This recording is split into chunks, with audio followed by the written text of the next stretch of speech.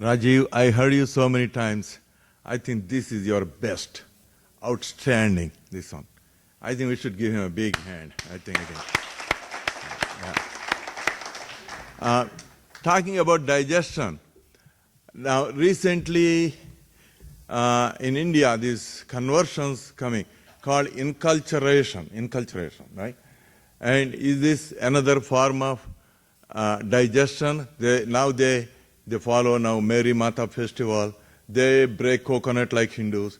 They put garlands. Now they call even the Devalayam, Christ to Devalayam. Everything, they are imitating Hindus. And this is another form of digestion? Yes. The way digestion works is that the predator wants to remove and minimize the differences between his views and his style and the other side to create a comfort zone. So it is that, okay, I'm not different, I'm not European, I'm not English speaking, I'll speak Tamil and I'll speak Hindi and I'll wear dhoti and I'll do these things and I'll have women have bindi also and all of this stuff. And so to make you culturally comfortable, and this idea is that outwardly we are like you, but we have a different chip inside. So it's biblical Nicene Creed inside that chip. But outwardly we'll break the coconut, we'll do all the things that make you happy. You want us to take off our shoes in the church, we'll take off our shoes. You want to serve sacred food to Mother Mary and call it prasad, you got it. Anything that doesn't violate the Nicene Creed, we will take it. What violates the Nicene Creed has to be excreted, can't be consumed, eaten up by us, otherwise it will poison the Christianity. And this inculturation is very dangerous because a whole lot of our people are getting duped into it. They're getting duped into it, and our gurus who've said everything is same means that you can't even argue there's something wrong with it because they'll say it's the same. I have a relative who had some economic problems, very well educated. He used to work for Lucent in New Jersey, very smart guy, highly educated. He had some economic problems and family marital problems and all kinds of things. And ours is not a very community oriented where people get together and help somebody. So he was sort of left on his own. And then these problems worsened and people said he's talking weird, and I was the only guy who could figure out there's some kind of a religious thing going on in his head, a religious shift in his head. And he would come to these Indian marriage events wearing collar like a priest, Christian priest, we're carrying the Bible and reading it out. And then he would say it's the same as Gita, don't worry. All our people were saying don't worry, he's just saying it's all the same anyway. That's our people saying. And one day, we were at somebody's birthday party at a restaurant, a long table, a lot of people sitting. This guy was there. So I looked at him straight in the eyes and I said, so when did you get baptized? That was my question. I just guessed that I probably am on the right track. And he gave a date. He said, oh, February such and such I got baptized. All the people around were shocked. They said, how did you know? Later they asked me. I said, I could tell. So I didn't sound like I have a problem with this guy. I didn't want to create a scene, so I kept asking, oh, wonderful, which denomination? So he gave me the name of the denomination. Then I started discussing their philosophy. And I said, do you read out the Nicene Creed? He said, yeah, we read out every day. And all that he was telling me. And then he came to my house for a private discussion because he thought maybe Rajiv got me figured out and I'll talk to him and maybe we'll be together. Maybe he thought he'll convert me also, So when we're having this private discussion, I said that, your kids are complaining, your wife is complaining, you're now disconnected with their tradition, your parents, haven't even told them, so they'll also be wondering, so why? So he says, since I was born, I was a kid, everyone told me it's all the same. This was his answer. He says, why are my parents going to complain? Every time I go, they say, sir, beta, we believe in all the things, everybody's same, so now I'll tell them that we are all the same, what's your problem? This was his answer. And half the Indians in our gathering, in that group, all these Indians are Hindus, half of them said, actually we agree with you, what is wrong? What is wrong? So we got really confused people. Until you can get into the cause of the problem, which is the importance of being different. What is your identity? Who are you? Why that matters? Unless you understand that, it's a losing battle. Because you can keep arguing all you want about preserving tradition and all that, but they don't get it. They think that, okay, if my kids grow up and, mosque is just another path. All paths lead to the same goal. Truth is one called by many names. We heard that this morning also. So this confusion is the cause that we can never get mobilized. First of all, thank you very much for a very, very enlightening lecture. And the question is in two parts. The first one is, do you think the rate of digestion is higher in India or outside India in terms of Hinduism as a religion?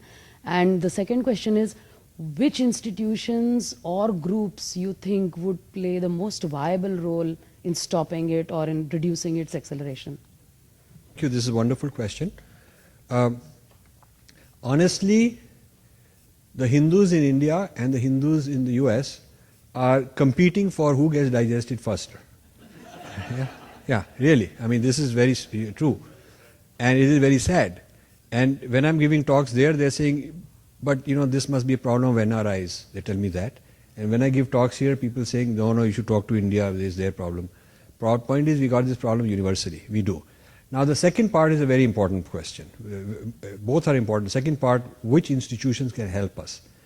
For the last 18 to 20 years, gave up my business and all that in my mid-40s to spend all my time in this, all my resources, 7 days a week, and I don't have many resources left. I need, in fact, people to help with the resources, more research, media, whatever. If anybody is interested, you should contact me. But my feeling is, where I'm trying all the institutions I can that are willing to listen. Any temple, anybody, I go flying around every week where somebody wants to bring me to educate people. And I'm finding that the highest leverage, see, there's 3 or 4 target groups with leverage that I'm targeting. The most important group I would like to shift is our gurus, because they already got the money, they already got lakhs of followers. I neither have the money nor the lakhs of followers. They have it, but they don't have the knowledge because they forgot the Purva Paksha. Whenever I talk to somebody who says he knows it, I ask them, have you done Purva Paksha of Western thought? I don't mean dismissal, attack on Christianity, but a very thoughtful study. Like in the past, the Hindus studied Buddhism very carefully, Buddhists studied Vedanta very carefully. Purva Paksha meant that you can explain the arguments of your opponents as well as the opponent can explain it. That is the starting point. You, in the Purva Paksha system of debate, until you can convince the opponent that you've got his point, all his arguments, all the subtleties, until he is impressed that you really got it, you're not allowed to criticize him and give a response because you don't understand, and what you don't understand you cannot criticize. That standard of Purva Paksha would require our people to study Western thought very, very carefully, very systematically. They would need a 4-year comparative religion course, which none of them have. They would have to hire a lot of people with PhDs in religious studies and Western enlightenment and post-enlightenment, which they don't even know about. I went to some of the prominent Hindu sampradayas and well-known organizations, and one of my favorite questions is, when you are training new swamis, they have a academy to train new swamis, like Belur Mutt for Ramakrishna Mission and Siddhabari for Chinmaya Mission, like that everyone has. One of my favorite questions is, what is your curriculum on comparative religion? And they all say things like, truth is inside me, why should I worry about others? We are not trying to knock down anybody. Or they'll say, they're all useless, they know nothing, we have the truth, they are just all useless, so why should we study them? They don't get it. They don't get the importance of doing this study of the other. So a huge opportunity for me is to penetrate the gurus and acharyas, those who are interested. Some of them are threatened by me because they think what I'm saying will make it look like they themselves are ignorant. So I have tried to get into the door to have a one-on-one meeting with a top guy, many places. If anyone can get me with Jaggi Vasudev, his bodyguards around him are protecting him, not wanting to access, Sri Sri, even though I know him. A lot of these gurus, they feel that, in their whole name they've made based on a huge international clout. The point is that if you really start poking into the details, they have a kind of superficial knowledge. They really don't understand the Purva Paksha of the West. And when they argue why should we study the West and all that, I tell them that your tradition is to study the other, that is called Purva Paksha. It's just that for the last 1,000 years, since Islam came, we didn't do Purva Paksha. Since Christianity came, we didn't do Purva Paksha. When Marxism and Enlightenment and all these Western, secularism came, we did not do proper Purva Paksha, and we are paying the price. Without Purva Paksha, our tradition would have died to the Buddhists also long ago. We did Purva Paksha, the methodology of understanding the other on our terms and being able to answer him and create the difference, understanding difference, being different, so that we don't get digested. Purva Paksha is our methodology. It's a very solid Hindu methodology, and our people need to get back into that. So if there's one thing I want to do, I want to establish a tradition, revive a tradition of Purva Paksha in our sampradayas, in our guru lineages, and Purva Paksha not of Buddhists because they're not threatening us, Purva Paksha of Western thought, Purva Paksha of Islamic thought is what we have to do. Maoist thought, we have to do Purva Paksha on our terms and how to answer back. Yeah. So to me, those institutions of religion, of our dharmic centers would be the most important. Then I'm trying to get into academics. I'm trying, because that's where the college people are brainwashed. And academics both in the US and in India keep having talks and put them up on YouTube and so on. Academics would be a great thing. And then, organizations like this, where at least the people are already into dharma. Now they need to learn Purva Paksha. So people who come here, I don't have to explain to them and argue for dharma. They already are. I just have to explain to them, educate them about the Purva Paksha of the other civilizations, how to talk back, how to answer back, how to explain our side to them. So that's a very good one. Media would be fantastic, but I don't know how to get in. They don't want a guy like me because I'm not Shah Rukh Khan and I'm not some cricket guy and I'm not into some political scandal and I'm not, I'm not the kind of gossip masala which they're looking for. So their attention span is a few seconds and I have nothing to say in a few seconds.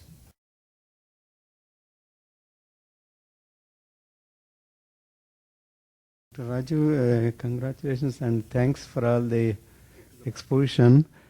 My question is, as you are telling, I don't see the Western, what is that word? Western universalism. Yeah, Western universalism, in my opinion, it is borrowed from dharmic civilization.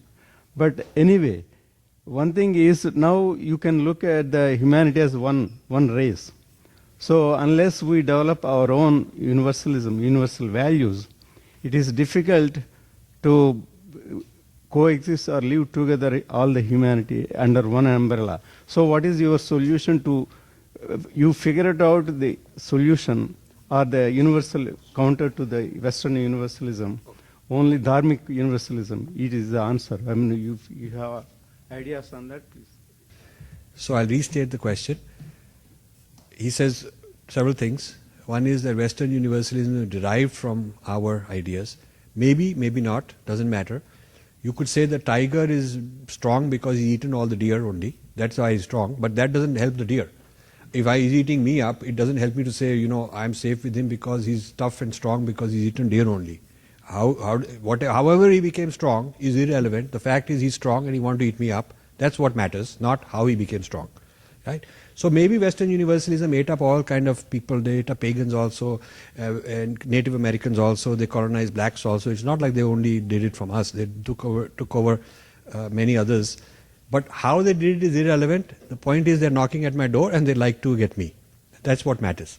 Now, the real question you asked is, if humanity is to live as one, we need a coexistence architecture. We need an open architecture where all civilizations and cultures and diversity can coexist.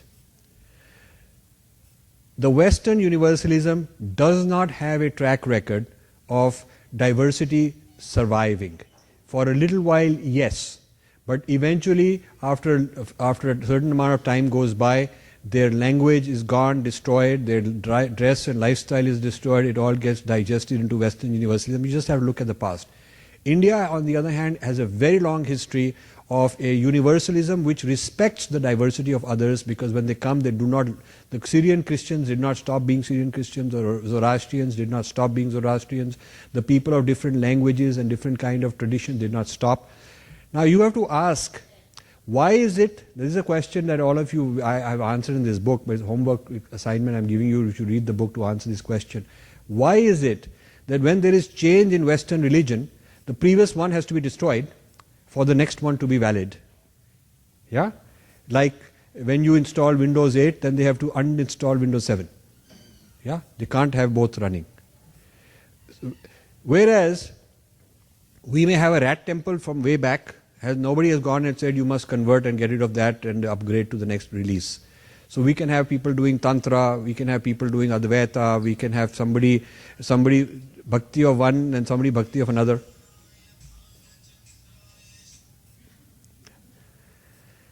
We have people of many strata, many historical times, old faiths, new faiths, newer faiths, and yet they are all coexisting. Why is it that in our case, for the new release to be valid, they don't want you to uninstall the previous release? That can also live in you. Very interesting. Very interesting. Even in the same family, you may be practicing something which is kind of a new kind of a thing that is evolved in our dharma, and your mother may be practicing something else, your grandmother may be practicing something else. Nobody is going to say that you must make everything uniform and bring it all in line. One. This is a very important question answered philosophically, why for the other side it is necessary to have this uniformity, one, no diversity of views allowed. Why can't I have an Ishta Devta of this kind, that kind, that kind in those religions? Even among themselves. Why isn't there, like we have so many unified temples like this one, where so many Devtas, why couldn't you put Mary and then put something about the Kaaba and then put some Jesus, Star of David? And even among the Abrahamic religions, why couldn't you have a unified house of worship? You can't. There is a philosophical reason why the validity of X, the legitimacy of X, requires falsifying Y. You have to falsify Y, otherwise you're not legitimate. This is not an easy, it's not that they're bad guys. This is a requirement by edict. Requirement. You must understand it very detailed. So pluralism and multiculturalism within Western universalism is a facade. Within the Western secularism, you can tolerate others. Tolerance is an insult. Tolerance means you're no good, but I'll put up with you. You're going to hell, but you know what, I'll put up with you. It's an insult if somebody says, I'll tolerate you to have dinner next to me. Sit next to me and you can eat dinner, I'll tolerate you. What an insult. You'll say, what's wrong with me? Why you have to tolerate me? Our term is mutual respect. Mutual respect for difference is a very different concept than tolerance. When you ask a Christian, what is your policy on pluralism? What is your policy on those who are not Christians, who are doing something different? And they will say with great pride and say, oh, we have a policy of tolerance. They'll say that. You say, yeah, but in your office, would you like someone to say, I tolerate you next to me? In your house, suppose your spouse says, I tolerate you in the house. It's an insult. It's an insult. I'll have many stories I'll give you some stories very interesting. I was invited to a major university in California starting a world religions center, and they wanted a member of each religion to come, and they wanted to declare peace and harmony and have dialogues. This was in the 1990s. So they put me on the board of advisors as the Hindu, and when they were launching this event, this place, all the dean came and vice chancellor and provost, all these guys were there. So they were all giving speeches. And they had drafted a resolution that all these religions that are represented hereby pledge to have tolerance towards each other. So when it was my turn, I proposed, I was the only guy who actually disagreed. They all agreed and they all clapped. I said that I would like to request one change, remove the word tolerance and put in the word mutual respect. I said the difference is, if I respect you are legitimate. If I merely tolerate you, I feel you are no good, you are evil, you are going to hell, but I'll put up with you. And I want mutual respect. Now this created a big stir. after this, I had to leave for personal reason. I came back home. I got a call from this lady who was head of this whole organization. She called me and she said, Rajiv, you really created a big commotion. I said, what did I do? He said, you asked for this mutual respect, and now they're all debating whether we can do it or not. So I went and told this to Swami Dayananda Saraswati, Arshividya Gurukulam. Many of you probably know him. He said, that's a good idea. We should want mutual respect. So then, year 2000 was the United Nations declared a Millennium Summit. Some of you might remember. All the leaders of leaders of all the world religions were invited by the United Nations. Baba Jain was head of that group, and under Kofi Annan they were going to declare world peace, and all the religions will have harmony and whatnot. And this millennium will be the millennium of peace. That's what's going to happen.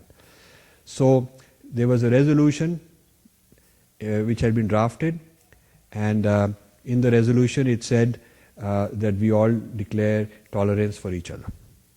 So Swami Dayananda Saraswati, since everybody had to approve, he crossed out and put mutual respect.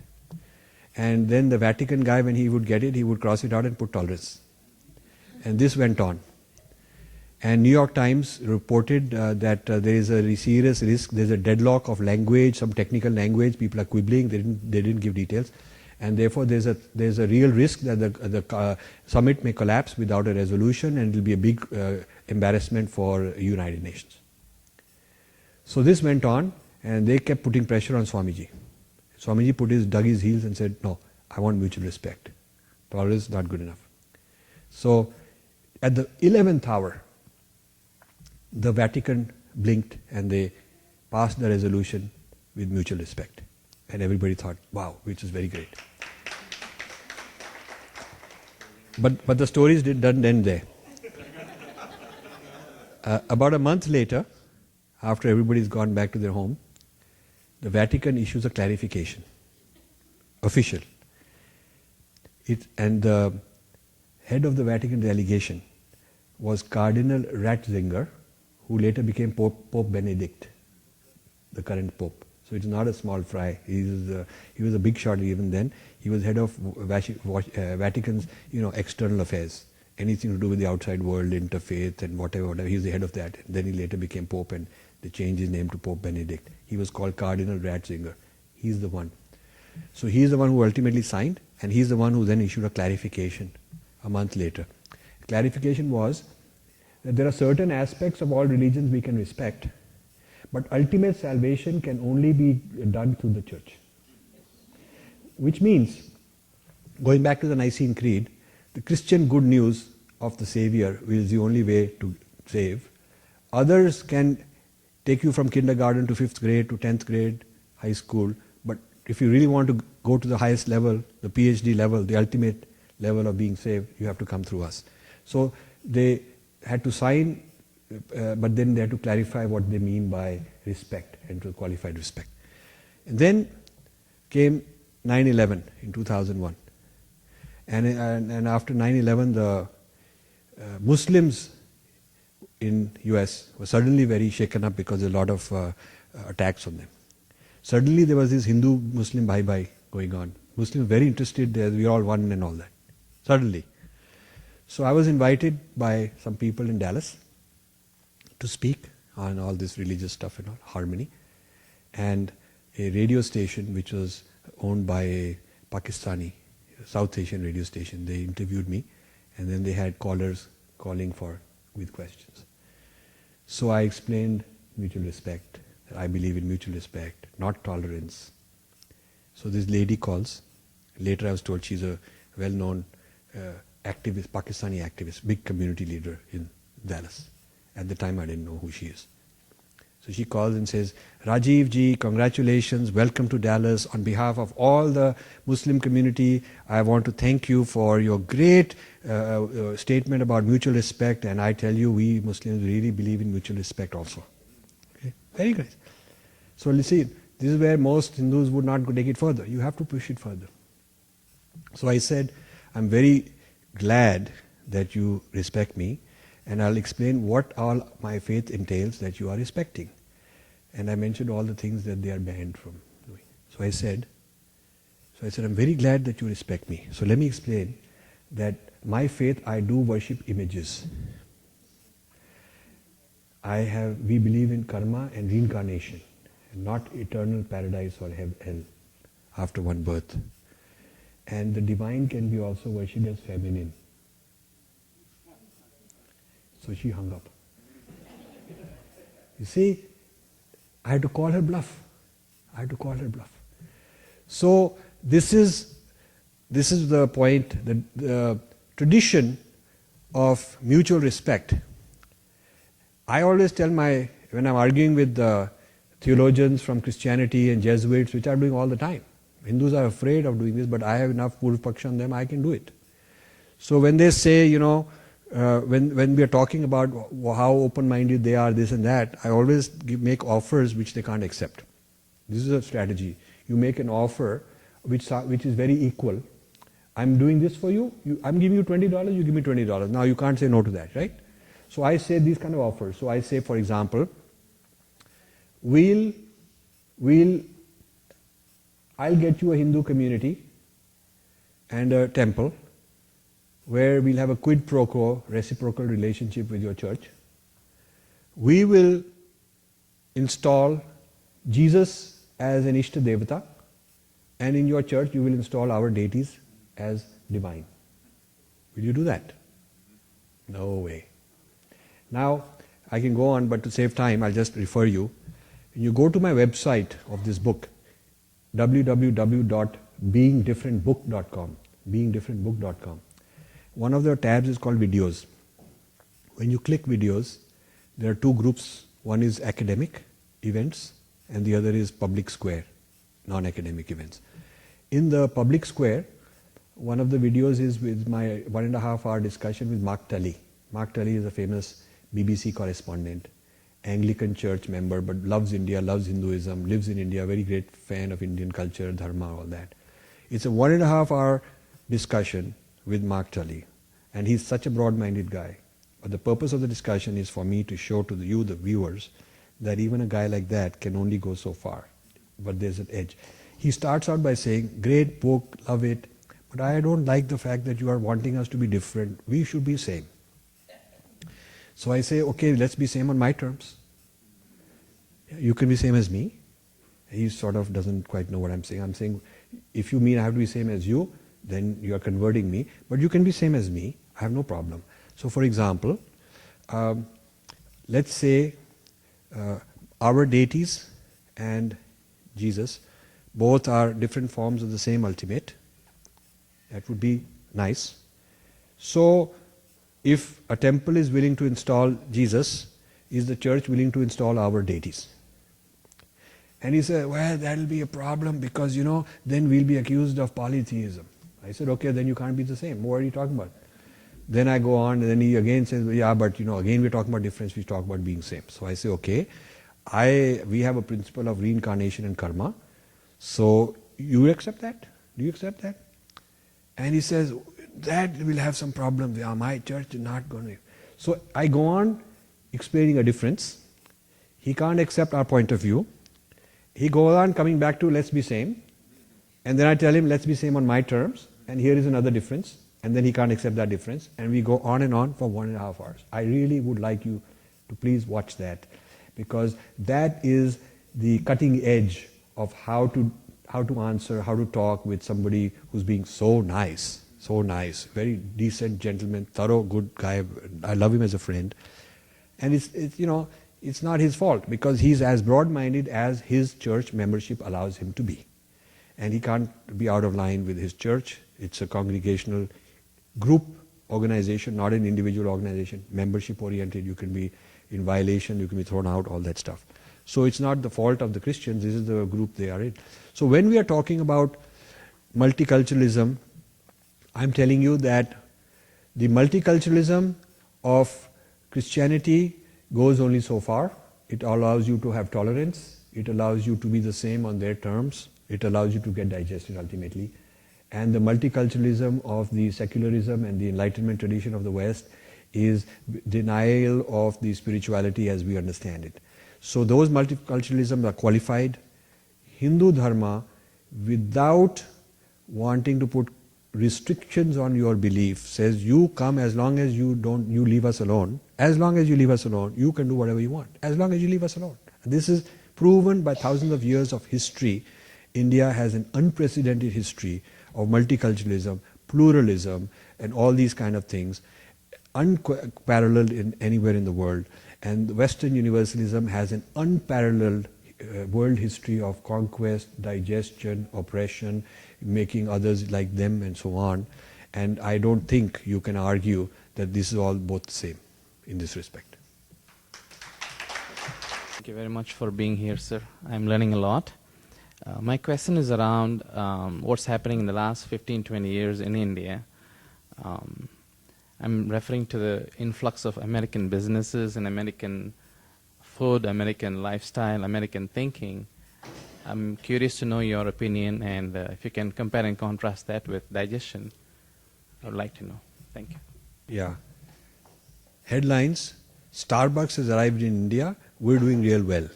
That's kind of a headline. Starbucks come. So we are measuring ourselves. What we celebrate is that these brands have come, we are also like Americans. This kind of a thing. So I think it's a very important point. One of the digestions is aesthetics of eating, aesthetics of dress, aesthetics of music. The aesthetic realm of digestion versus difference is discussed in, I believe it's chapter 4 of this book, where the title of the chapter is Order and Chaos. It's a very profound topic on order and chaos. We didn't even touch it this today, but I explain how we cognize disorder, what they call disorder, what they call chaos. We don't see it in that way. But decentralization, ambiguity, doubt, improvisation, how comfortable we are, whereas the Western thought is very rule-based, very rule-based. So the idea of Western brands, Western corporatization, and what I call the sensex economy is a huge impact that is going to have a price in terms of diluting the dharmic civilization. The economic models we have of how an enterprise competes and how it continues from generation to generation are being taken apart. And the aesthetics we have and the choice of lifestyle, how it is changing, the role models are changing, the values are changing. This is all. And so we may end up like Philippines became a second-class Western universalist state. Contrast Philippines and China, or Philippines and Japan.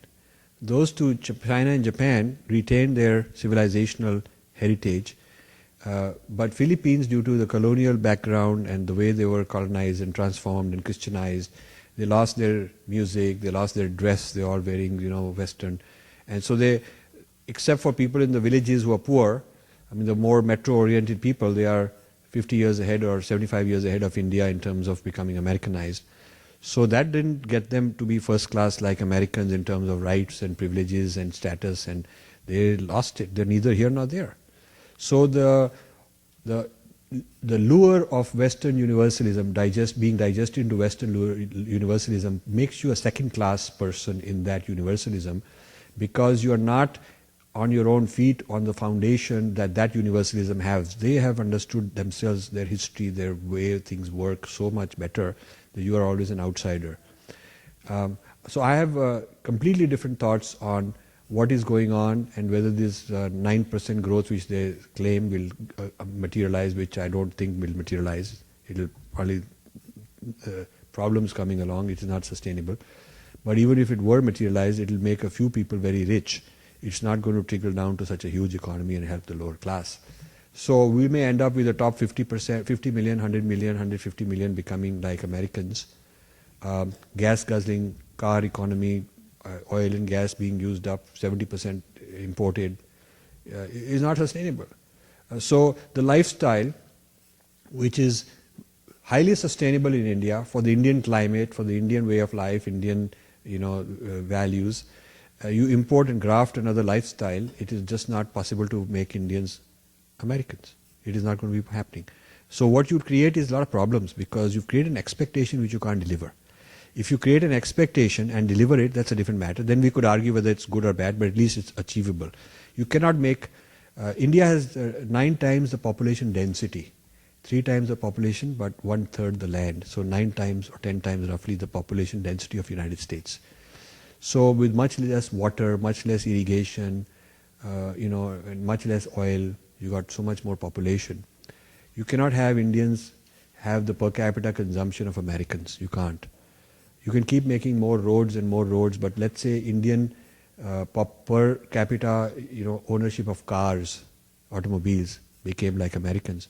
We'd have 10 times as many cars. We'd have to have 3 times many cars, 5 times many cars as United States, but in a small area. So the whole India would be like a parking lot. Because there's so many, you could have 20 lanes, 50 lanes, you still not have enough.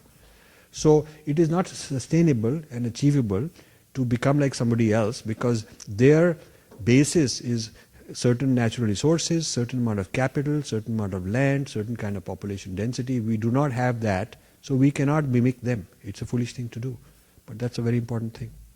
Before I say my question, I would like to apologize if it's already been answered, because I came in the middle of the speech, and I'm 12, and, well, philosophy is a very new concept to me. And my question is, why is it bad to be digested? Because you're being digested by another religion, or civilization, etc. And that religion still, the goal of religion is to give hope. And it still is giving hope through different people. You're just being digested by another civilization. I mean, I don't find that bad at all, because you're still getting the end result as hope with a different effect. Like Christianity gives hope, Hinduism gives hope, etc. While philosophy it achieves the same thing as hope without having deities or certain rules in some sense. So that's my question. Why is it so bad to be digested? Good. I love these kind of questions. Very honest and it's a very important question. A lot of Indians are confused about this, and it's good to have this discussion and have back and forth debate. You see, if many people offer hope, they're not necessarily interchangeable. A lot of doctors offer hope. One may be a quack, and one may be curing you. One may be saying, I'll give you medicine A, and that'll cure you. And the other guy has a different medicine B, and he says, this will cure you. They're not interchangeable just because they're offering hope. So every brand offers hope and solution, the good life. Every car brand offers you this is the best, but doesn't mean that you don't make a choice of which car is right for you. Every song offers you enjoyment and whatnot, but that doesn't mean you don't have a preference of one song versus another. So if you have many claims, many ideas, many religions, many faiths, just because they're all offering you hope doesn't mean that they are all the same. So they may be the same. It's like many cuisines offer you good taste, good nutrition and all that, but then you still prefer dosa over, pizza or something. Or pizza over dosa. So the point I'm making is you cannot mix up the fact that everybody offers hope with the assumption that they're all offering you the same thing. They are not. And in our tradition, the Kauravas and the Pandavas were also offering hope. They both had claims of truth. The Devas and the Asuras also offering hope, offering truth. Bin Laden offering hope. Hitler offering hope. Ravana offering hope and truth. So if you start saying that all claims of hope and all the statements that claim to be truth are the same as each other, then you're going to be very confused. Then that is called moral relativism in philosophy. That means that you are not able to differentiate between one and another, and everything is just as good. It's like you would not know between a medicine that's good for you and a poison that's going to kill you, because each of them, somebody is offering it to you and claiming hope for you. So you have to take somebody's statement, some brand claim, with a pinch of salt as to whether you accept it or whether that's somebody's claim. Even though it's somebody's claim, that doesn't mean that you necessarily have to accept it. Yeah? And so I just explained some very important differences. The idea of karma and reincarnation is a particular metaphysical axiom and a particular assumption. And the Nicene Creed, which is a requirement in the Christian church, refutes that, and vice versa. So there is a difference. If you have one, you cannot have the other. So if you are philosophically oriented, then you are taught to argue the differentiations among these worldviews, among these perspectives. So it's while at a very superficial level, it's become a common thing for our teachers to go around saying everything is same, all paths lead to the same, all rivers lead to the ocean. Actually, some lead to the Dead Sea also. All roads lead to the same. No, some are cul-de-sac. It's not all roads. And so all treatment plans by all doctors don't lead to the same conclusion. One guy treats this way, one guy treats that way. Different pros and cons, trade-offs in risk and reward and outcome. It's not the same. So you cannot. We've been given the power of discrimination, differentiation and discrimination as human beings, and our tradition makes a very big deal of using that wisely, cultivating it, becoming sharp. So as a 12-year-old, as you are learning, you are sharpening your knowledge on different things and how to differentiate one versus the other. So you'll also learn how to differentiate philosophical claims. You'll also learn how to differentiate religious claims. I gave only some examples, but you have to learn how to differentiate. And that's what the book Being Different is about, teaching you how to differentiate among alternative choices that you have. But thank you for a good question. So I think this question segues nicely from the last one, but you gave us kind of a Cliff Notes version of the differences between dharmic religions and the Judeo-Christian traditions, where with the Nicene Creed and versus karma and reincarnation. And I'm wondering if you have any advice on where to begin looking more in depth to the differences. Well, 20 years of my own churning to understand these differences resulted in a 500-page book. So where you go in depth is you read the book. Yeah, and read it. I'll give you some advice. Do not read it as something quick. Take your time. Read a certain number of pages each day. When you come across something difficult, skip that section, go to the next section. It will be fine. It's not like if you miss a few pages then you're lost. It's not like that. Even within a chapter there are many subheadings, many sections. So if a section is very difficult, you don't have to skip the whole chapter. You can skip that section, go to the next one. And in your first reading, if you get 25, 30, 50% of it, it's pretty good. And this is so dense. People have said this should be 4 or 5 books. So if you get that much, you're doing very well. You'll understand a lot. And a few points can change your whole thinking, your whole outlook. Then go back second time. And now you'll find that most of it makes more sense because certain things are explained later which help to clarify what was earlier. I've tried juxtaposing sequence many times and I gave up because all these ideas are so intertwined. You have to read the whole thing. So when you read the second time, it'll make a lot more sense. Join my e-group. If you give your email, I'll put you in my discussion group which has 3,000 members. And these are people who've read the book and discussing it and raising questions. So what we are doing in Q&A here happens every day. 5 or 10 posts are given. Somebody gives an example. Somebody talks this. Somebody talks that. They're talking about this issue. In fact, they're discussing my various books. And you will help me also. You will connect with other people also. And then if you have issues still, you write to me. And I'll be more than happy to lead you, guide you further. Hi, this is Lakshmi and I have a question about one of the facts that you made. That Americans, if they want to become like Hindus or think like Hindus at least, they need to have a sense of belonging. I've seen some of my friends really interested to know about India and Indian culture. But in general, when I came here, I realized that Americans are very independent and very individualistic in their way of life and way of thought, apart from being religious. And I don't see Americans here as religious Christians as Christians in India are religious. Like that's the kind of difference that I'm observing. And I would like you to... and one more question that I have is vegetarianism there in any other Christian culture that is perfect contrast to Hinduism? Like you said, Indian culture and Jewish can't go together. That is both complementary. So is vegetarianism, that is something that can be used as universal? Okay, thank you. It's a good question. It's a common belief I argue against in this book. It's a common belief that Westerners are more individualistic and Indians are more stuck in their caste and their jati, and they're stuck in a hierarchy and they're not able to think for themselves. These are stereotypes the European Indologists built about us. I argue many counterexamples. Indian music is improvisation. That's a lot of freedom, not fixed music scores that your whole orchestra has to keep repeating, performing. Indian chef is not, you take so many ounces of this to so many degrees for so many minutes.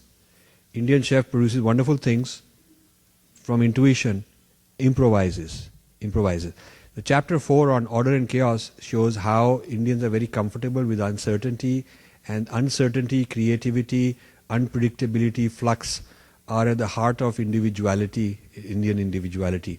Whereas Westerners are taught to be, Western religion teaches them to be more relying on dogma, order, fixation, and any dogma-oriented, order-oriented is less individualistic. So Westerners, conformity with religion, conformity with one book, conformity with one particular deity, conformity with one church, is not individualistic as far as religion goes. They may be more individualistic, they'll have their high lifestyle and have money, and they can have hairstyles and clothes and travel around and say, I'm very individualistic. But those who are Christian have very little improvisation, whereas I as a Hindu have much more flexibility in my Ishta Devata. I can do this ritual or do that ritual or whatever. I am not led by a congregation, one guy teaching, everybody has to comply and obey. And this comes from a whole history of obedience. God in Christianity, in Judaism, Christianity and Islam, the primary idea is obedience. Primary idea. And the human disobedience by Adam and Eve, and disobedience by others, and disobedience by others is called sin. So the whole story is God's edicts for obedience and man's disobedience creating sin, and then the resulting outcome of that, and the three Abrahamic religions have different versions of that single idea. God's obedience, man's disobedience, and all the problems that come out of that. So this fixation with the obedience as the ideal rather than going inward. See, if my faith says that I cannot go inward and have my observe, watch my own consciousness and get my own insight, that would be very individualistic. But if my faith says that I have to copy the history of that guy and what he said and basically obey that, I'm being less individualistic, more following a certain institutional method. So while Westerners are more individualistic in business, in commerce, in freedom, in travel, these kind of things, when it comes to religion, Westerners have very little freedom to deviate from their particular denomination's demands. Indians are not denominational. You go and look at a church has a roster of members. It's a very old thing. Now in America we started having members, church has list of members and all that. But you know, you go to Encyclopedia Britannica or you go to some website and you look at how many people are members of various denominations. They'll tell you Southern Baptists, so many million, Baptists, so many million, Presbyterian, Episcopalians, Lutherans, blah, blah, blah. Every denomination has a very formal list of who are members. And you ask a person, are you an Episcopalian? He'll say, yeah, I'm Episcopalian. The other guy will say, I'm Southern Baptist. The other guy will say, I'm Mormon. Very clear. I don't see, if you ask a Hindu, he will not say, I am this. Very few will, very orthodox people will say that. Most will say, on Monday I do Shiv Vrat, and on Navratri I do that, and on this one I go and celebrate this and that. I kind of ad hoc mix match more easily for Hindus. So more individualism in that respect. And you see in a family, you see my family, my grandmother did something, my grandfather doing some havan, and his one son going to this temple, another one doing that. Lot of freedom. And so that's because the argumentative nature and the individual nature, the idea of swadharma. I explain this. The idea of swadharma is the ultimate individualism, which says, like we have on the web, we have my websites, my favorites, my documents. So we have my dharma. Okay. So just like on your desktop is individualized and is not one uniform for everybody. You can have your desktop, you can have my favorites, my whatever. In the case of spirituality and faith, I can have my tradition, my dharma, is called Swadharma. Now you can't have my Christianity. You can't. There is the Christianity. For a Baptist, it is particular interpretation. He will not accept Lutheran in the same church. He will not. Lutheran has got his idea. The church defines what is the Lutheran view. Every Lutheran follows that. The Lutheran website will tell you, to be a Lutheran, you must comply with the following rules. 1, 2, 3, you sign up for that. If you don't, you can't join in. So, this is belief-based. Belief is standardized, canonized, institutionally controlled.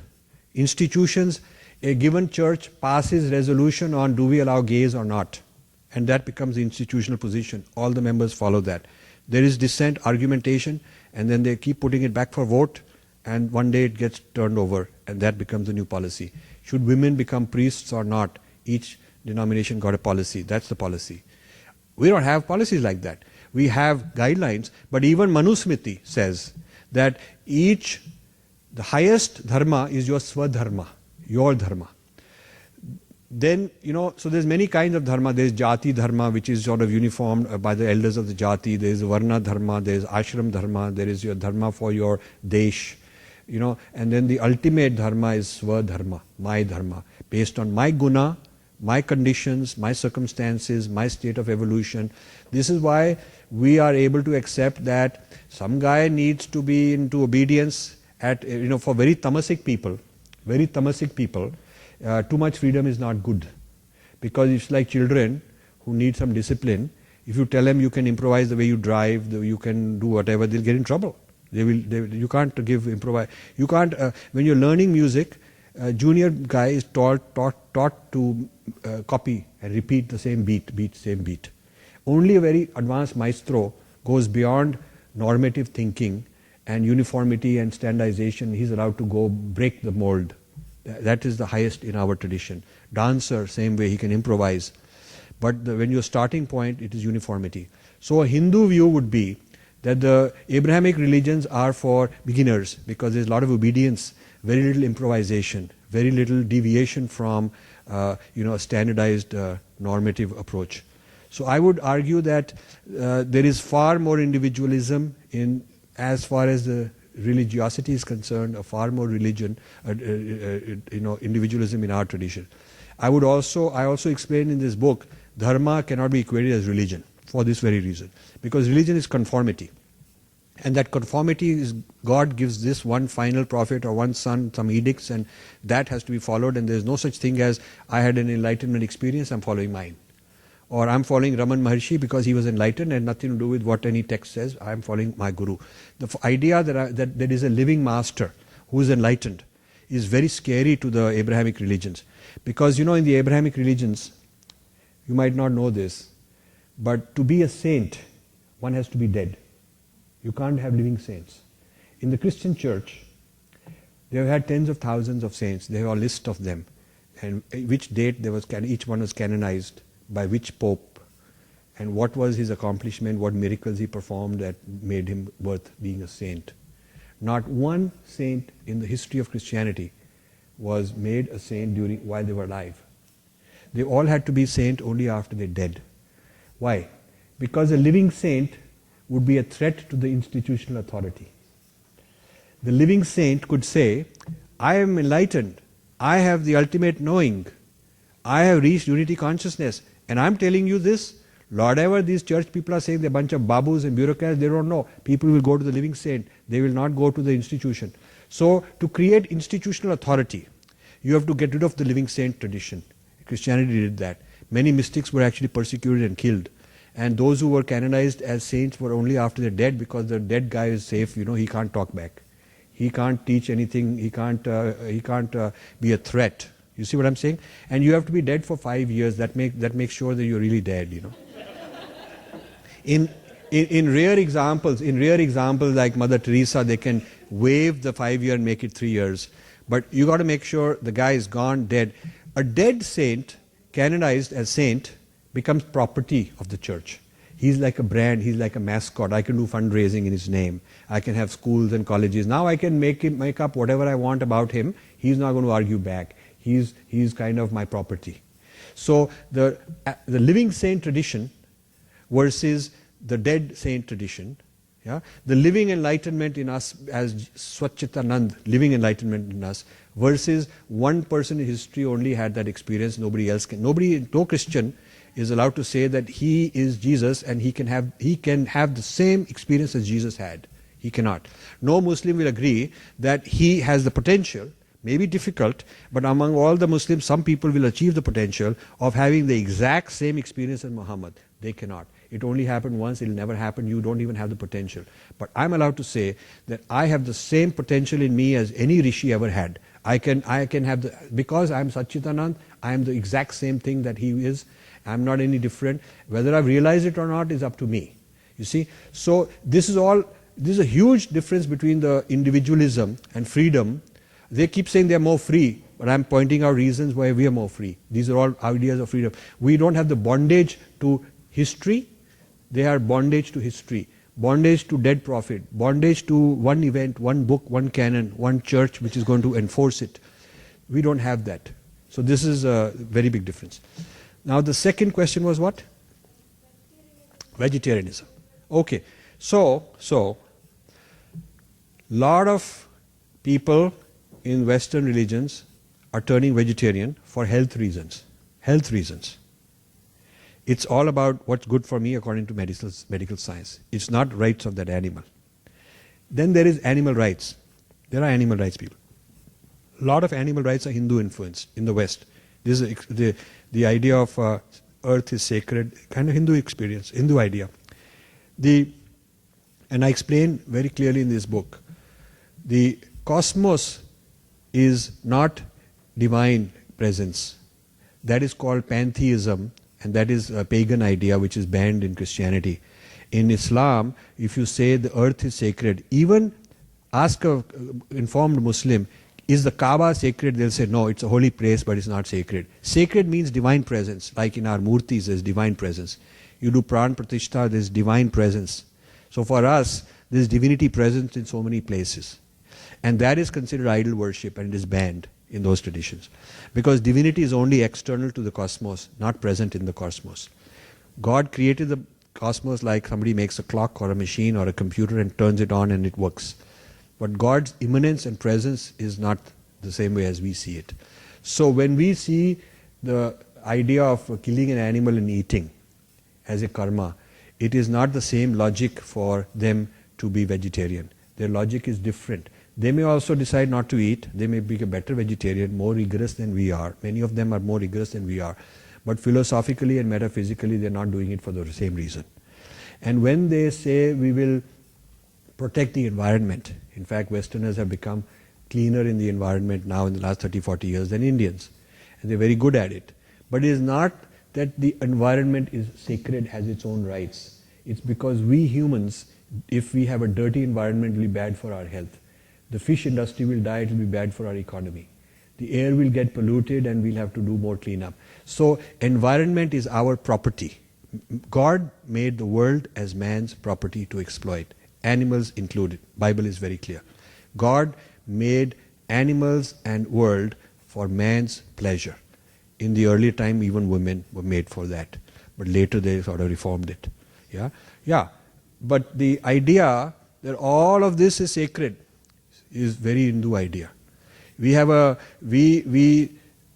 ask Mother Earth's forgiveness when the child is going to begin to start walking, because I'm going to walk on the Mother Earth. When we harvest, we chant mantras, we do it in a certain way at a certain time because we want to do it very ethically, not over harvest, because we may be hurting the plant. We are required to do that. And you see, there is no such thing as this is all product for man's consumption, and we basically can use it and exploit it because God made it for us. But this is true in the case of the Abrahamic religions. Meat eating is sanctified as something God has given for you. So that is, and you should also understand, people are translating yajna as sacrifice. Don't translate it as yajna as sacrifice.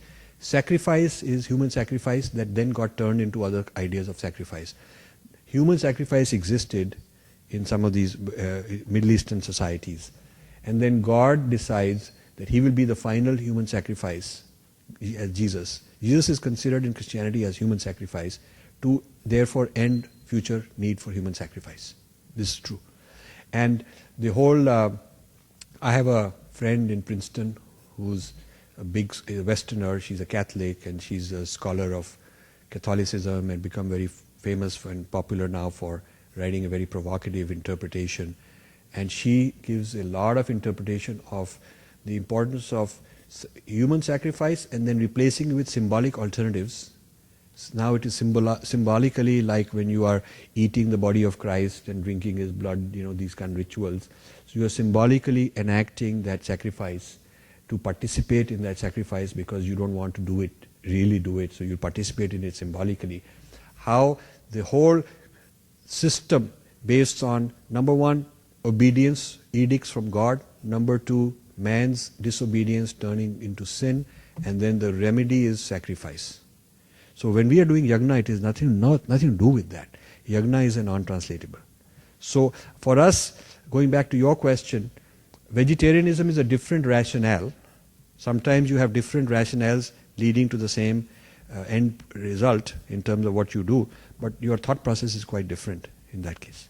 No Westerner would say that, this, like I had a dog who died 2 years ago, and I had a lot of experiences about this being a child from a previous life in our family. And so many times everybody in the family felt that there's something very amazing about this dog's presence.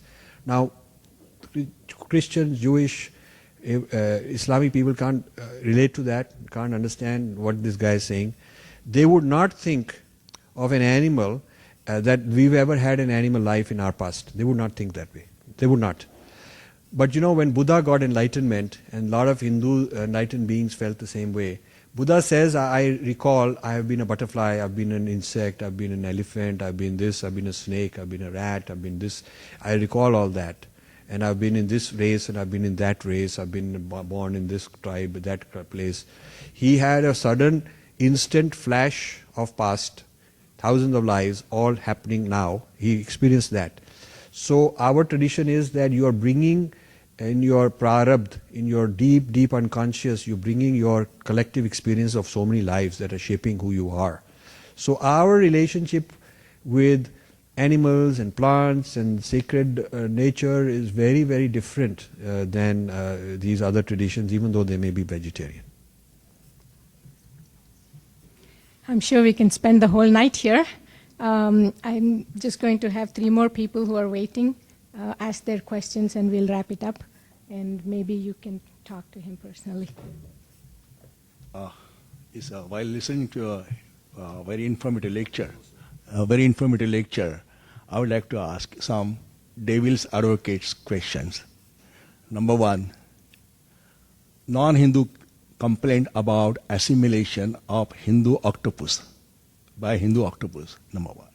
Number 2, they say, while you are talking, the philosophy is good, but your social system is so indiscriminate and inhuman. Number 3, if it is of sacrifice, what is the sacrifice of Bali in the Yajna? And they claim that before the Shankaracharya, Hindu used to eat meat. It's compulsory after the Shraddha. Can be Hindu reject karma and punarjanma theory and image worship and being Hindu? Okay, so I'll have to first remember which one is which question. What was the first one? Octopus. So Hindus also assimilate. There is in chapter 4, I've described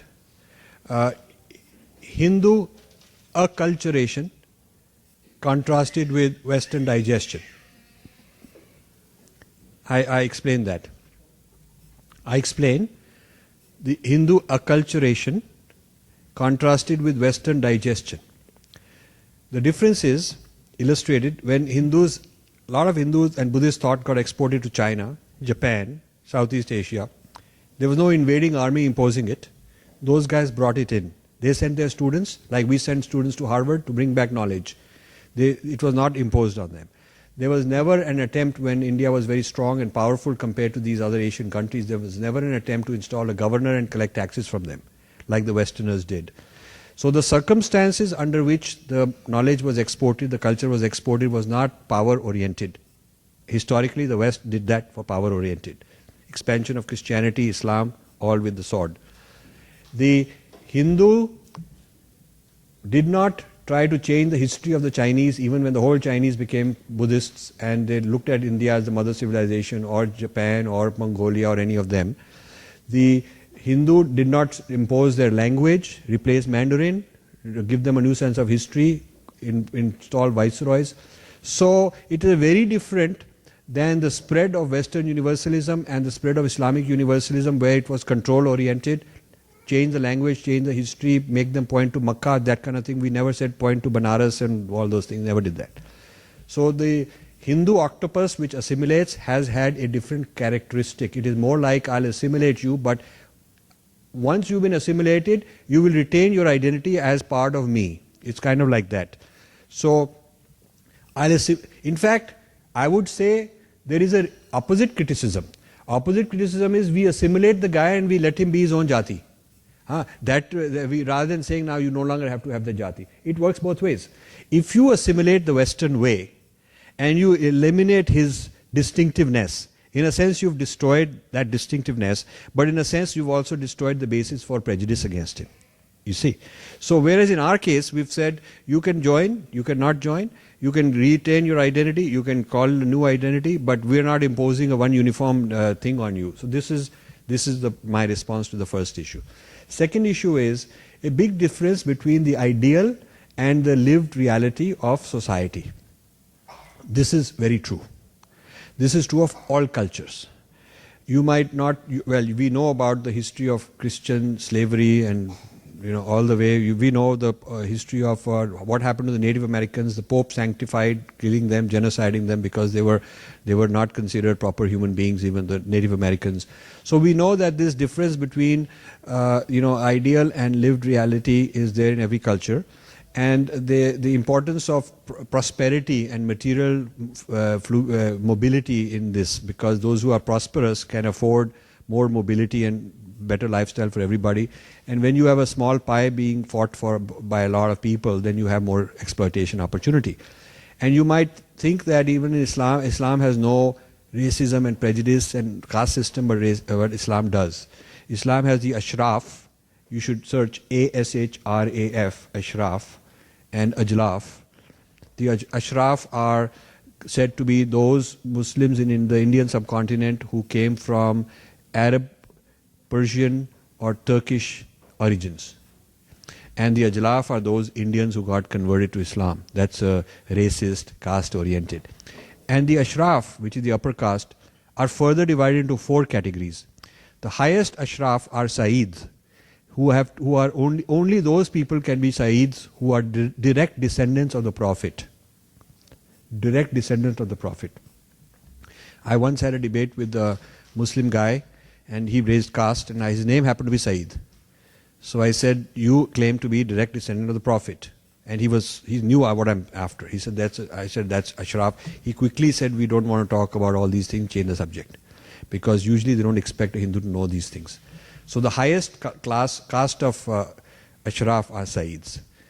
Second highest are Sheikh. Sheikh is any Arab, not necessarily descendant from Prophet, but Arab. Then is Turk, the Turkish. And then is Pashtun, the Iranians. These are the 4 top castes of Muslims in the Indian subcontinent. If you want to read more about it, there's a guy called Ahmad, I've forgotten his first name, who wrote the Islamic caste system. He was a JNU professor, and the Muslims didn't like, because he was exposing all this.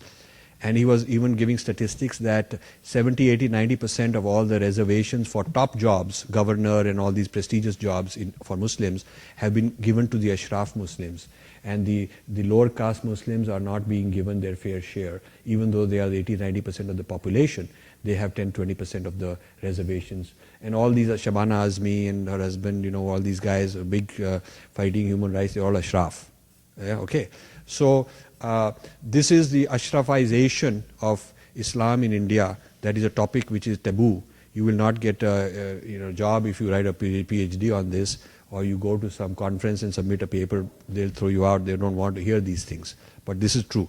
So I'm not defending, we can't defend ourselves by saying everybody has got the same problem. If I have a disease, it doesn't mean that you have it too, it helps me, We have to solve our problem. But we have to realize that human culture, human civilization is far from perfect in its ancient sense. We have to progress, advance, clean up our act. Others have to do their own cleaning up of their act. We are not a perfect civilization in terms of how we have implemented it. And nobody, no Hindu rishi has claimed that we have ever had certainly in the Kali Yuga, that we've had a society where everybody is enlightened and everybody is sattvic. I mean, the whole idea is that there's tamasic people, there's rajasic people, and they all have to be helped and moved up. So human culture and human society also reflects the different grades and different qualities of individual guna that exist. And we have our share of problems because of that, as do others. So that is this one. What was the next one? Yeah. Okay. We've had, the thing about Hinduism is, you will find something or other in a text or in a practice of every kind there is. Every practice that anybody has done in the world, you will find something or other in Hinduism also. And this is because Hinduism, like an encyclopedia, keeps adding new knowledge without expunging, eradicating, eliminating old knowledge. There's a difference between knowledge accumulating into encyclopedia. The first Encyclopedia Britannica in the 1700s, I am told, was 3 volumes, and then it kept knowledge. So you add more knowledge. So this is the Hindu approach. Open architecture, like you keep adding apps on Apple, you keep adding more and more apps. There's no requirement that you have to get the 10 perfect apps and eliminate all of them, the rest of them. Whereas the Western system is purgative, it is purging also. So in our system, we have no central authority that is required to purge. We believe that human consciousness is at all levels, from very useless, bad type to all very advanced human consciousness, because the divine has manifested and is evolving. So you will find people at all these levels. And you will find mention of all these practices, and you will probably find some weird guy somewhere doing it also. You'll go to Nepal and they're doing some sacrifice, some goat sacrifice, whatever they're doing. So Hinduism has many, many beliefs, many, many ideas, sanctified or not sanctified. Some are practiced but not interpreted. That is very true. The situation is very different in a centrally controlled, canonized, standardized, one book, one history approach. You see, if I'm having problems in my family because I've made rules and regulations and bylaws which say this is how we will do things, I have made it official policy that that's how things are going to be, then that kind of problem as a result of that is of a certain kind. In your family, you haven't made any such thing. You've given people a lot of freedom, and a lot of people are doing some things, different things, and some of them are doing bad things also. You too have the problem, but I cannot say it's the same kind as mine. This is a very different problem. So that is my view on that. And the final question? Can a person be a Hindu while rejecting the karma? Okay, this is a very interesting question. This is a very interesting question. The Hinduism is basically a self-realization rather than God-realization. Therefore, when I start a discussion with people, they say, prove God. I say, I'm not even here to prove God. My starting point is not, is there a God, and why, which God, and who created, could he exist, and what not. That is the way the Abrahamic traditions start the discussion on religion. They started on God. Chapter 1 is always on God. And I start with, who am I? And so I ask the person in the audience, do you have doubt that you exist? And nobody wants to doubt that he exists. So at least we got one thing going, that some kind of I exists. The question is, who is this I? The only question is, who is this I? But there is no doubt that there is some kind of I. So at least I have a common ground with the audience when I start with self-realization, inquiry, rather than God-realization, inquiry. It's very different. So when we talk about self-realization, then the discoveries made by rishis who attempted different techniques of meditation. Some did neti, and they argued and reasoned, this, not that. Some did, vipassana, some did tantra, some did whatever. There are various systems of meditation were experimented. The way scientists in a laboratory experiment different things, and then what they discover they share with other scientists, and he tries it also, and if he validates it, he also likes it, and then it keeps getting transmitted to the next generation. And whatever doesn't work, people go reject it or abandon it and try something else. So it's this way, experiential, experimental self-discovery is the quintessential Hinduism. What you discover is valid as your truth. If you discover a way of higher consciousness, whether it is taught by somebody to you or you just discover it yourself, and that gives you anand, and you get that feeling of Satchitanand, then whether you believed in X or not believed in X makes no difference. So you do not have to believe in anything. If you can practice a path of self-enlightenment for which there is Raj Yoga, which actually says that all texts, all beliefs, all ideas, all philosophies are provisional and only good up to a point, you can believe them, you can use them like a raft to cross the river, then you abandon it and go beyond, and you don't carry that raft on your head after you cross the river. So you have to abandon all these ideas, all the concepts, these ideas we were talking about are provisional, they get you past the stage. If you don't need that, you don't have to have it. So our faith even gives you that much individual freedom that there is no belief that you must hang on to. Your idea in this world is to achieve a state of higher being, higher consciousness, however it works for you. Now these ideas work for a lot of people. It guides them in the right way. It avoids them certain problems. It gives them a certain sense of coherence about the world. It gives them a sense of explanation and logic to the world, and it works for them. But many rishis did not have any such starting assumption or axiom, and they did just fine.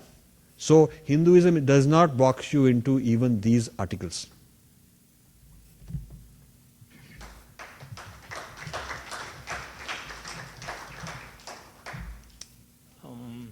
What makes one to be a philanthropist or have such proclivation? Is it religion, faith, or? I'm Prabhu Garla. My question is, what makes one to be philanthropic inclination? Is it faith, religion, dharma, or something else?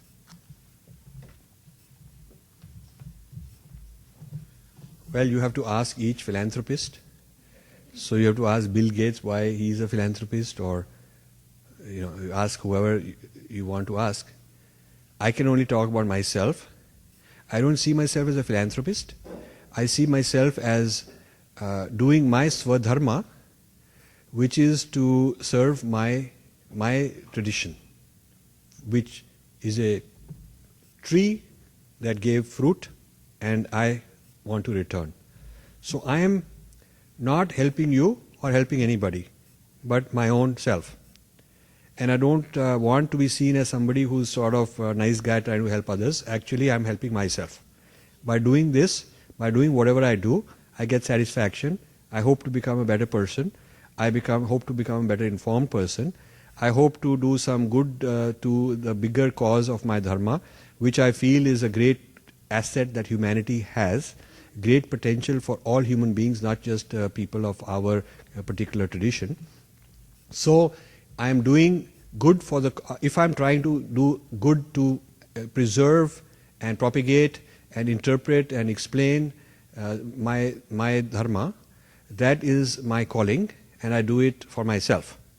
And if it benefits others, that's fantastic, but it certainly benefits me, because I become hopefully a better person, better knowledgeable person, greater clarity. And so in a sense, whether this produces any outcome for others, whether it changes anybody else or not, I still feel that I've succeeded if I got clarity. And people ask me these very stereotype questions. The publisher want to know who is your target reader. And then they lock you into a table of contents. Then you have to say, okay, so many pages for this chapter, so many that, and then you're producing that. I can't do that. For me, I get up early morning and I have an inspired writing output. I have an inspired, I don't know from where it comes, but it's inspired. I can produce from 10 pages to 30 pages in one day, uninterrupted, just bang, bang, bang out. It comes from somewhere. Now, this output inspired, intuitive kind of output is to be honest, and I only answer this to certain audiences because they'll understand it. I don't answer this to publisher because they won't understand it. But the honest answer is that the audience I'm writing for is myself. It's a very strange thing. I'm really searching the answer for my own benefit. You know, it's like some musicians say that I really compose music to feel good for myself, and then I can play for others also if they want to hear. But I'm singing a song which means a lot to me. It's my own song, and then I play. So in the same sense, mine is a discovery for truth that will help me as a person. I'm very keen to understand things and have a lot more things to discover. So I'm actually on a journey of self-discovery and my own swadharma, and others may see it as philanthropy. Others may see that, you know, he's trying to help others and maybe good at it or maybe no good at it. It really, at the end of the day, doesn't matter because I get a lot of satisfaction. I'd rather be doing this than anything else. It's the greatest gift I got when I met my guru, and that changed my life. And then I realized the futility of all the running around and all the useless things I was doing previously, which was also part of the journey, which I'm happy I did those things and I'm out of it. I've transcended that. And so this is my answer, and you have to ask every person why they are doing what they're doing. Yeah.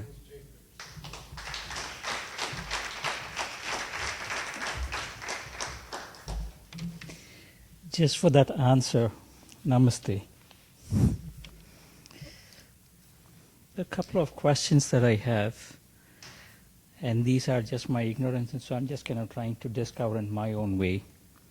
Can you name some places where this dharmic way of living is still in fact, is there a place where we can go see, we can experience with these people the dharmic way that they are living, whether it is here in this country or back in India or anywhere on the planet? That was one question. The second is, you kind of touched this, but I'd like you to go a little bit in depth. What we are talking here is a clash of two different categories, the dharmic way and the other one. Now, what has the role of science been in this clash? Thank you. Okay, two excellent questions. Thanks for that. So, I don't know if there's a showcase, you know, like a Disney World where you get a tour and say, these are dharmic people, next place they are. I mean, I don't know if there is a place like that, but I'm just joking, but I know the intent of your question. You want to go to a community where you can immerse yourself and maybe live that life. You see, I have done a lot of that. I have been initiated by all kind of gurus, and I have practiced all kind of meditations and all kind of sadhanas in many ashrams. I've been just doing a lot of that. As part of my churning, I travel around, and so I like to, when I'm understanding something, I like to try it. Then I have an insider's view and not just a book knowledge view. So I feel that what will click is different for different temperaments. And this is very beautiful in our tradition. You may find somebody clicks with a bhakti temperament because that is their predisposition, and somebody else wants to go into high states of meditation, and somebody through karma and service to others sees the divine in the others that he's serving, and that's their way.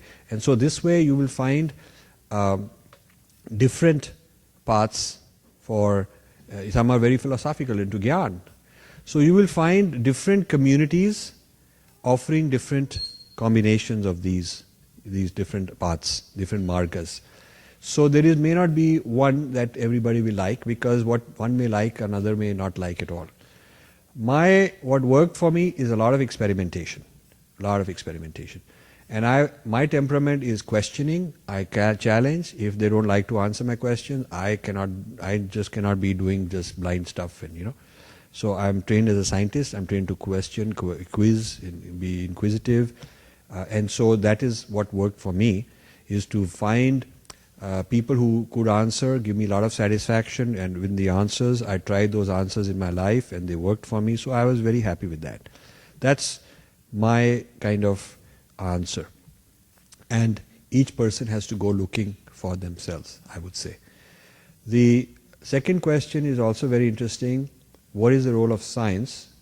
Because, science is a sort of neutral, culturally neutral. If you discover something through a telescope and somebody in Japan looks at the same part of the sky and somebody from China and somebody from South Africa, they will say they found the same thing. And if you have a certain laboratory experiment and others can replicate the experiment, they'll get the same result. So you do have a certain external truth, because it is external, objectified truth and not internal, subjective truth. You can have a universal claim which is not civilization dependent. Science is a very wonderful thing. Now, science, because its scope is limited to what is empirically measurable, science does not have a position, cannot honestly take a position on things which are not empirically measurable.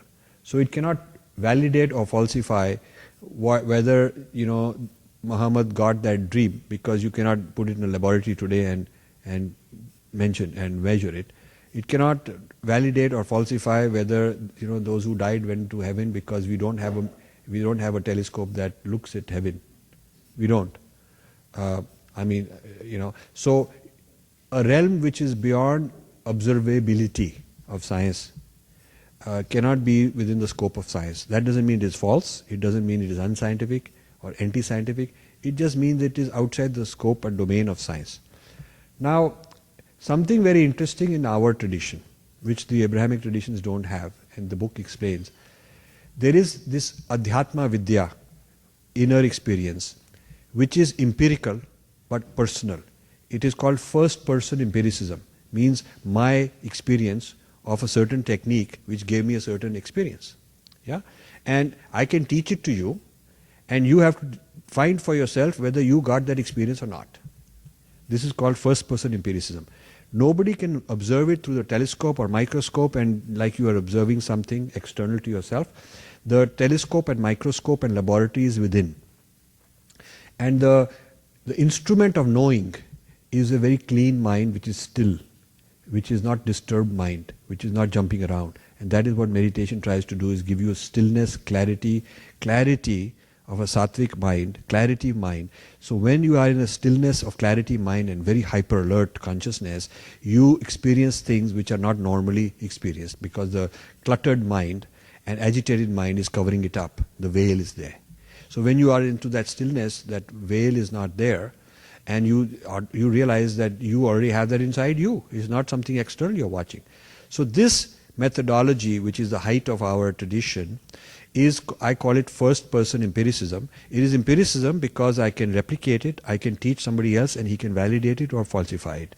And it is observable in the present moment, and it is not something that you have to experience when you die in some other place.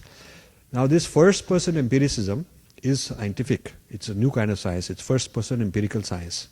Because it is verifiable, it is reproducible. Science has to be verifiable by somebody and reproducible. Whereas the Abrahamic religion's historical claim, history can't be reproducible. But this is not historical claim, this happens to everybody. So if you do a certain thing, you get a certain siddhi, you get a certain clarity. It may take you a very long time. It may require a huge sacrifice. It may take many births because your person may be messed up to start with. But enough people have validated it to give this lineage, to give lineages long-term sustainability.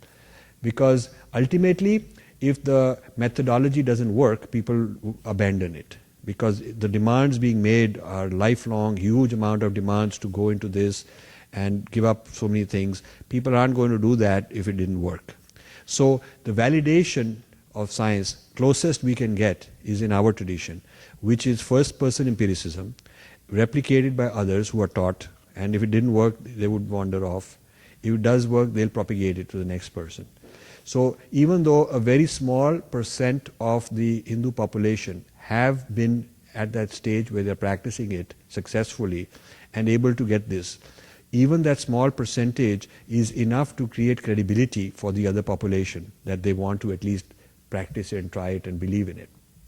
Whereas the option is closed, or the option of verifiability is closed in a tradition where certain things happen in history that are not reproducible. Nobody else can have them because of the nature of man. because of the nature of man not being Satchitanand and not being the same as that other person. Therefore, that experience is impossible and beyond reach.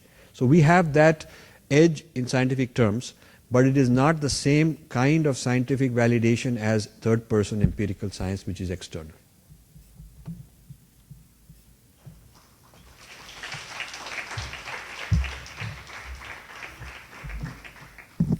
Thank you very much, Rajiv ji. You've given such crystal clear explanations for all the doubts and questions and musings of all of us. Thank you very much. At this time, I would invite Dr. Garla to please come up on the stage to honor the speaker. Rajiv ji, we are all thrilled and we are blessed by your presence, and we thank you for enlightening us. Thank you. I would like to offer a little present for you. Thank you. Thank you very much. I hope we can see you again soon. Yes, I will be in honor. I would love to come. Thank you so much. Thank you very much. Can I say a few words? Thank you. One more thing. Yeah.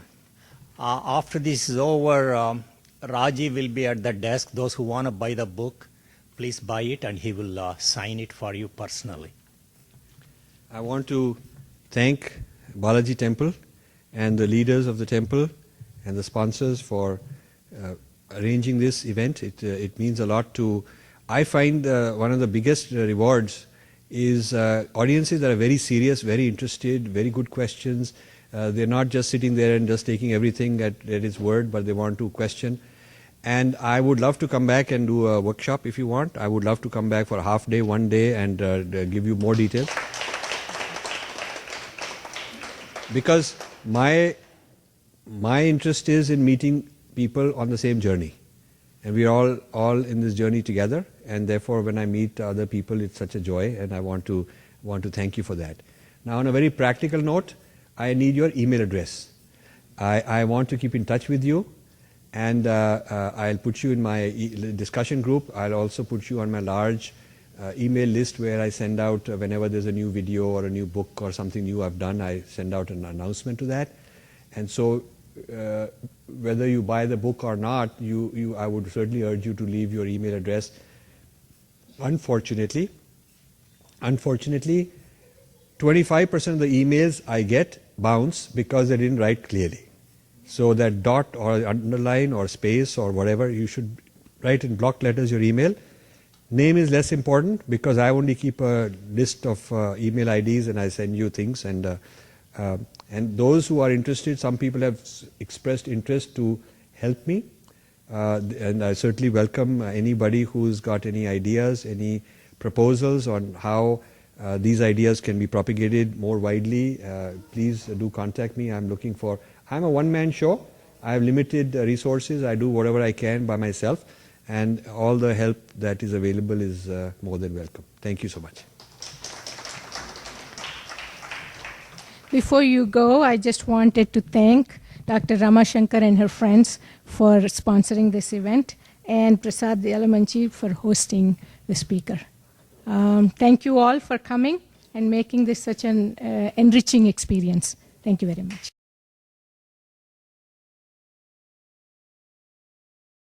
I want to compliment you for your wonderful talk on being different, and you have given some examples of Om, Atman, Shakti, Yoga.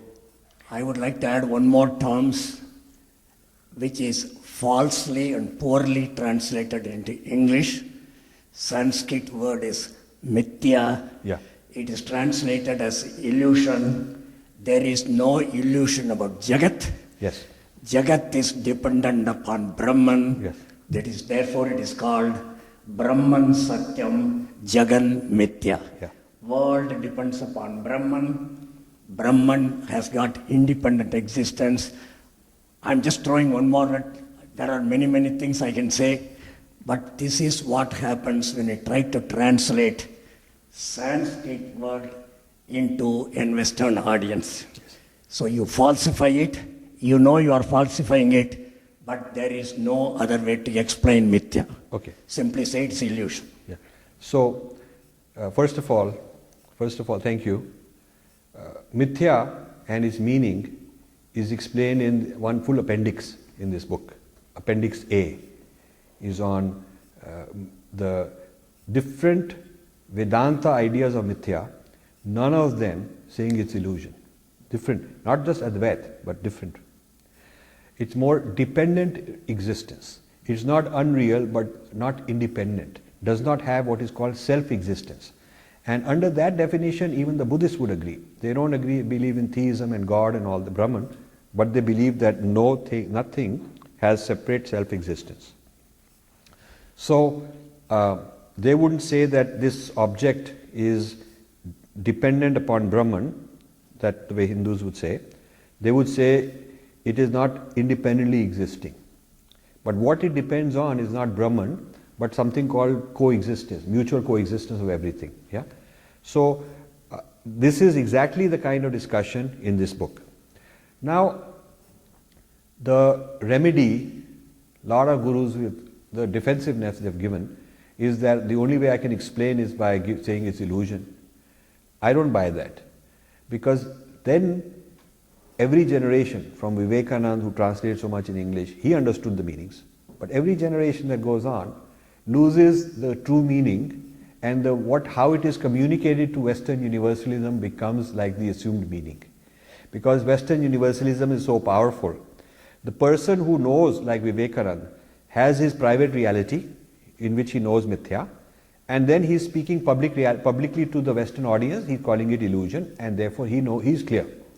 But this communication to the West circulates, becomes translated, becomes part of the textbook. It is how Indians in future generation also learn. So now the reason Indians are confused and they keep saying illusion is because we ourselves started it in order to become more easily accessible to the West, and then that westernized version became re-exported back to Indians also. So I would offer a different idea. I would say, do not tell the pancake guy that this is the same, is a pancake only, to make it easy. Do not make it easy. He has to work hard to learn to make a dosa. It's like, don't tell the guy that we are doing exercise, but we just are doing all this thing and all that. Telling you doing yoga and you are not doing exercise. And you got to keep learning. It may take you 100 years to figure out what is distinct about yoga and why it is not exercise, but that is the effort, that is the purusharth, that is the sadhana that you have to do. So philosophically, Germans have got many terms from the German language. They're part of English, and they've introduced them because the English language didn't have such a term. So if we introduce the term mithya, if we introduce this term, we are not being tough guys to mean and unreasonable. We are saying that the English language is being enriched by a philosophical principle. I have explained in the appendix, writing pages and pages to explain what it means. But it is not a one-word translation. You see, it's not a one-word translation. You can explain it in English, but it takes a lot of effort, and the person better learn, otherwise he doesn't get it. When you keep control of your categories, the discourse is on our terms. The first thing when somebody asks me, what do you think of the caste system? I tell him caste is a European word. It's a Portuguese word called casta, and it got introduced. There is no Sanskrit word. So I think caste is a European concept brought into India and accepted by India. So they say, well, but we have a caste system. I said, no, we have a jati system. I've taken control of the discourse because I control my term. We have jati and we have varna. So I'll explain to you what is jati, what is varna. And we can argue and discuss how it is similar to what has become caste, how it is different from what has become caste. So the digestion of jati and varna into Western universalism category of caste has come about as a very big problem for India, breaking up India, fragmenting India, caste politics, vote bank politics. It's because we have taken that category and forgotten our own category. It's a category problem. And to reverse this problem, we have to reconnect with our own category and explain. Jati was very different in the sense that jatis were not fixed in a hierarchy. Jatis were fluid. Some jatis would move up and down. And you had people of different varna in the same jati. So every jati from the lowest to the highest has its own priest class, its own pujaris, its own, it's not like the lower so-called lower jatis don't have their own house of worship. They have their own temples. They have their own people doing purohits. So this idea that this whole jati is got no religious authority and it all depends on some other religious authority is a very recent and a wrong idea, because you go to I went to Nagapattinam after the tsunami because we built a youth hostel there, and I lived with the fishermen, they call scheduled caste, backward caste, all these kind of things. They have their own Devi Mandir, they have their own goddess temple, they are doing their own puja. So obviously they're not excluded from temple, they have their own. So the concept is different if you understand it in their own term, in our own terms. So that's my response to that. Fine, I like your idea of keeping our words, but what I'm afraid is that if they get into English and they become English words eventually, will we lose our languages in our other parts because of that process? Because then some of the words, like this Brahman, Atman, and Maya, whatnot, will get absorbed in English as a terms, and they will become their terms, like many have been. Okay, this is a point that can happen unless we are actively using them. For example, some misused terms like Pandit. Now you have Wall Street Pandits, and you have everybody who's Guru. So those are terms we have abandoned. They become like that's a different way of letting them enter the vocabulary, and we do not use them in the proper way and keep that control ourselves. So Pandit became any old guy who's got some expertise in whatever, he's become a Pandit and Guru and things like that. So your problem is, your question is, your point is a very important one. If you introduce your word into a language and do not keep control over it, and you are not the authority, you're not keeping, people are not complaining that there's a misuse of Guru. Who's this guy Guru, So then what you are doing is you're abandoning that, and the word is becoming trivialized, it's becoming superfluous. That can happen also. But words have been added from various languages where people are very sure, people who use the word as a sign of being a sophisticated person to know a Greek word or a Latin word or a French word. Yeah. And so we have to have our own people who are well spoken in English and writers in English take the responsibility of bringing the word with authenticity into the English language, rather than just introducing a word and making pop culture out of it.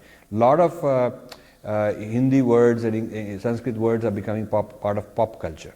Yeah, so that's the risk and that's the opportunity to preserve the original Sanskrit word. That we have to keep our culture strong, and they take the parts of it then and they understand it. If we are not strong and they just take those words, we are going to be lost. Yes. So the idea is not to paste a word into some other language. The idea is first you start with children at a young age and you raise that generation to really understand what these are. And they really have to understand what mithya is. So that word mithya is not trivialized into some kind of a joke, but it has to be, you don't want a rock band called mithya and doing things like that, which could happen easily. So you want to explain ourselves very clearly, and then using our own vocabulary, we can control the philosophy. Something related to the language, translation of the words. And punya is another word which cannot be translated, if I can. Yes. Given that you were talking about translating it to English language, would that predominantly mean that translating to a particular religious, a religious entity or a group of people, if only talking about English or a Western language, what about the language of Chinese and other things? How would it affect in the same manner? If you can elaborate on that. Well, I'm saying that we should know the word punya and what it means. Yeah. And you could be living in the Arab world, speaking Arabic, or Chinese world, you're raising your kids in Mandarin, or living in France and raising them in French, or raising them in Russian, but they should always use the word punya. And they should know what it means.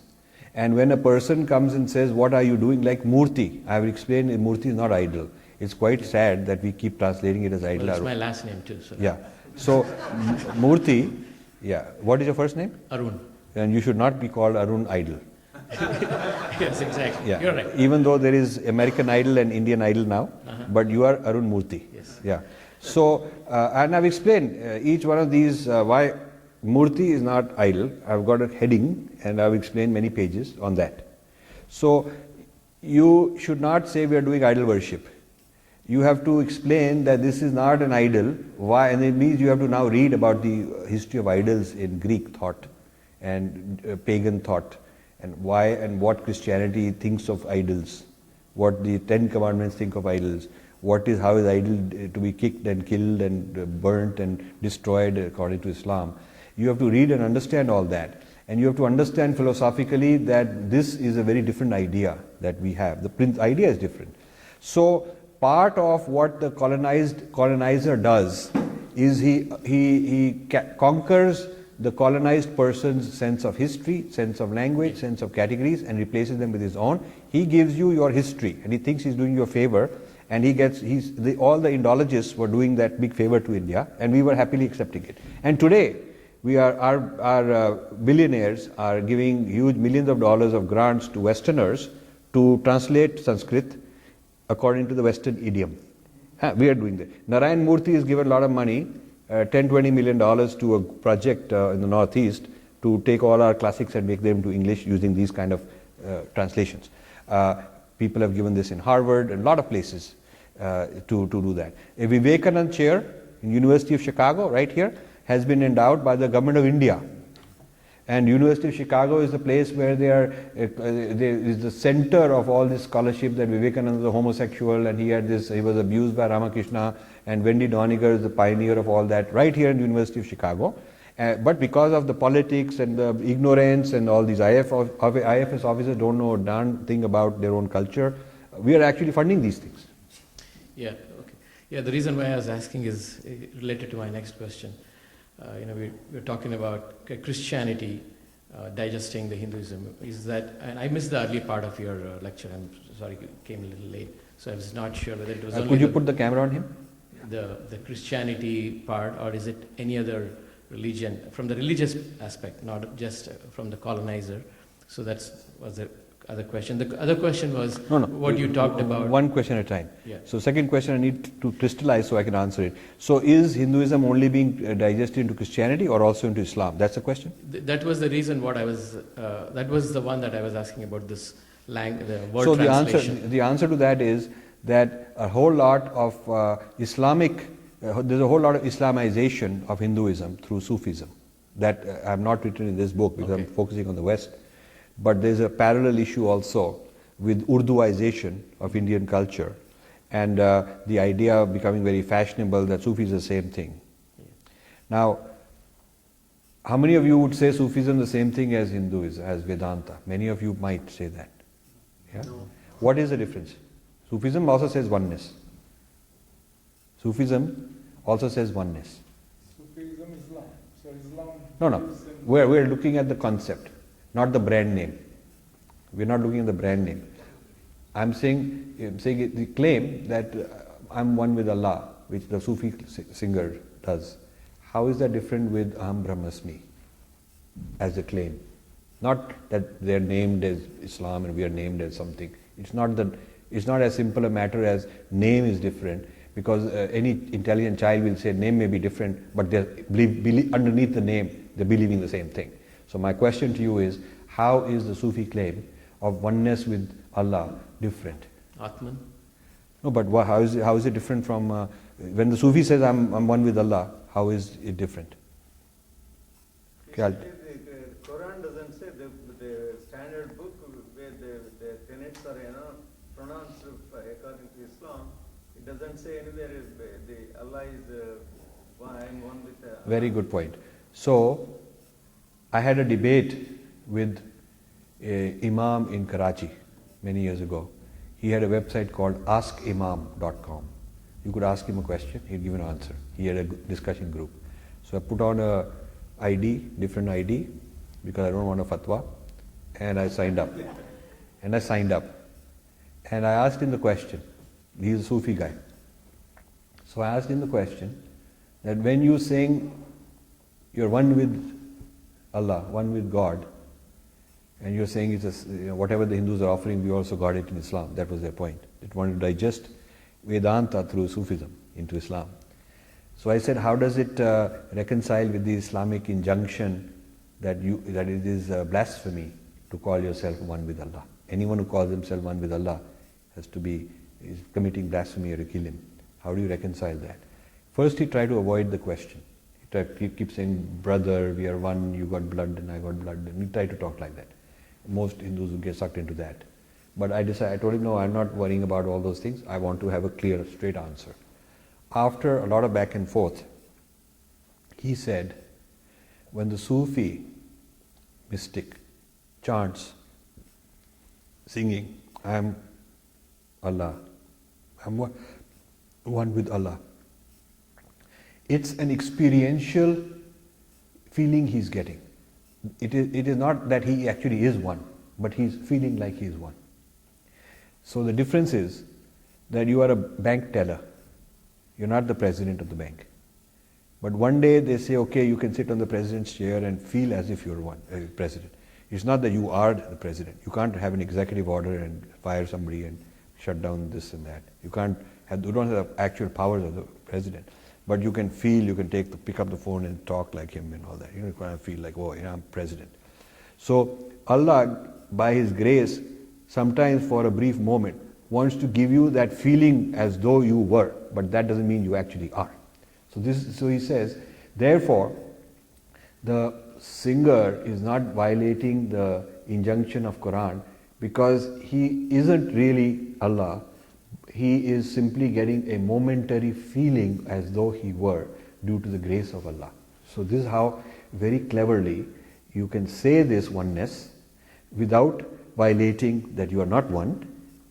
You see what I'm saying? The difference between feeling something and actually being something. Feeling could be an illusion, feeling could be a dream, feeling could be a hallucination, it could be whatever. So Allah is giving you that feeling as a way to give you that little bit of gift, a gift of an experience. So then I said that now if a Vedantin understands that in Vedanta that oneness is the real nature, it is not just a feeling. It is not that you are completely separate from God, but you will get that feeling just once in a while for a split second, so you can sing about it. It's not that. It is genuine unity. When Vedantins understand the Sufi from this point of view, then the Vedantin cannot be fooled that it is the same thing. Then a Vedantin in a meeting where Sufis are singing and all the Hindus are feeling, oh yeah, we're all one now, we're all the same because they are saying the same thing, we are saying the same thing. All paths lead to the truth. This is their way of saying it, and our Vedantins, gurus are saying the same thing. So why are we different? That's a very dangerous thing because it is different, as I just explained. But the difference has to be understood in a very sharp way. Yeah. So this digestion into Christianity, and there is also digestion into Islam. And I am not telling you which is more dangerous. They are both very dangerous. The other one is, I wanted to get your opinion on, I think it was V.S. Naipaul who wrote about Death of a Civilization, where when a colonizer or any foreign enemy gets into a country and kills the philosophers, so the thinking minds are lost and the people left behind cannot think on their own. So I wanted your opinion on that. And I can ask the other question and go and sit down so you can answer both the questions. But the answer to the first question is obviously true. That is the whole idea of digestion and Western universalism and colonization is entirely because you replace their philosophy, their thinking, their capacity to strategize, their history, with yours. And you call it a gift, I've civilized you. It's called the civilizing mission of the colonizer. Yeah. Okay, other thing was when we talked about the Sanatana Dharma, I don't know if you spoke about it, but talking about India as a huge continent by itself with different kinds of religious organizations. It could be Ramakrishna Mission, Arya Samaj, Brahma Samaj, or all the Swamijis based on but I got things the point. like that. Religious diversity is there. Okay, so what's the point? So the question is, how will that affect in bringing this unity that we are talking about to avoid being digested? So this is what the book is all about. The book is about explaining what is the common foundation of dharma across all the dharmas. not only the dharmas of Hinduism that you named, but I am also talking about Jainism, I'm talking about Buddhism. What is the common denominator, what is the DNA of all the dharmas is what the book is about. And without tampering with what is different about them. So there's a family resemblance within the Abrahamic traditions. While they are different from each other, but there's a family resemblance. They all believe God is separate and He sends prophets. Some of them believe prophets 1 through N and don't believe in further prophets. Some of them also believe in prophets N1, N plus 1 onwards. Some believe in final prophet later, like that. So who is your list of prophets is different, but the principle of prophets as your mediator is common. So there is a common family resemblance. It's called family resemblance. The Abrahamic religions are a family. There's a family. Within the family there's difference. So I'm creating the idea of a dharmic family in this book. What is a dharmic family? What are the common principles? While wanting them to retain all the distinctiveness and all the differences that they have. But what are the common principles is what this book is all about. Historically, all the dominant civilizations have digested and conquered civilizations. You know, like they say the guy who has gun and between gun and butter, the guy who has gun, he has both gun and butter. So how do you stop it? Yeah, I mean, dominant civilization, either maybe financially strong or military strong. Take for example, Roman civilization digested so many civilizations. How do you stop it? How do you survive? So for our civilization, before you can even start the question of a response, a resistance, the question keeps coming up, what are you defending, what is different about it? This is the reason I wrote this book. I want to establish a clear criteria and a demarcation of how we are different, because then only then you know what are you defending. If in any conversation for all these years, when I would say we are in threat, they'll say who is we, what is that defined as? And I would define it, and then they'll say no, but we're all same. Why? How is it different? So the argument of sameness has been used to prevent any mobilization. The moment you start mobilizing, people will say, but we're all the same because all paths lead to the truth and all the slogans they can give. So my first project is to be able to demarcate Dharma's distinctiveness from the Western religious thought. Only after this is very clear in the minds of people, and then only they'll appreciate as a byproduct of that clarity that it is also worth protecting, because when you understand what's different about it, you will also understand why it's quite remarkable. And only people who've passed through the first bridge, passed through the first filter, in understanding what's different and what is remarkable about the civilization, can ask the next question, what do we have to do to defend it? You see, because a premature mobilization of defense has not worked. That's why all these movements have failed, because they have not established the clarity of what is different. You ask any one of these Hindu champions and leaders and all these guys, they cannot articulate what is distinct. If everything is same, it's all form of Brahman and it is all mithya, then what is the difference between me and the other guy? I was sitting with Sri Sri, and he was giving this talk that we've got the same truth in all religions. And even recently I gave a talk in University of Ontario in Canada, and a guy from Art of Living was sitting there arguing with me, saying that, but everything has got the same truth and the experience is the same, whether you have it, when you do pranayam or Muslim does it, it's the same. He was talking like that. Yeah. So once Sri Sri was talking like that, and after that we were sitting and having a private lunch, and he was then talking to some other people about complaining about conversion. So I said, isn't there a contradiction? Because if everything has got the same truth, then what's wrong if people get converted? He couldn't answer that. I said, you should be very happy if everybody becomes Christian, since it's all the same anyway, we don't have any problems left. We've gotten rid of the difference anxiety by converting. So you should actually go and convert every Hindu into Christian because you really believe that they're all the same. He was very shocked. Oh, no, I don't mean that. I said, then what is the difference? Either there is difference, which is worth protecting, then you should stop going around talking everything is same, or there isn't a difference because they're all different paths leading to the same, in which case don't complain about conversion. But you can't be a contradictory guy. Our leaders, political and religious, don't understand what is different. And the other extreme, which I'm also arguing against in this book, the other extreme is only my Arya Samaj is valid Even within Hinduism, you are no good. Or my Vishishtadvait is the correct one and your Advait is no good. And things like that.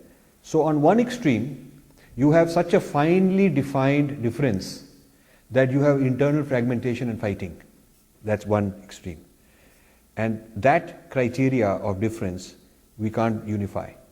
The other extreme, we have so much common that we are also common with all the other faiths. Yeah?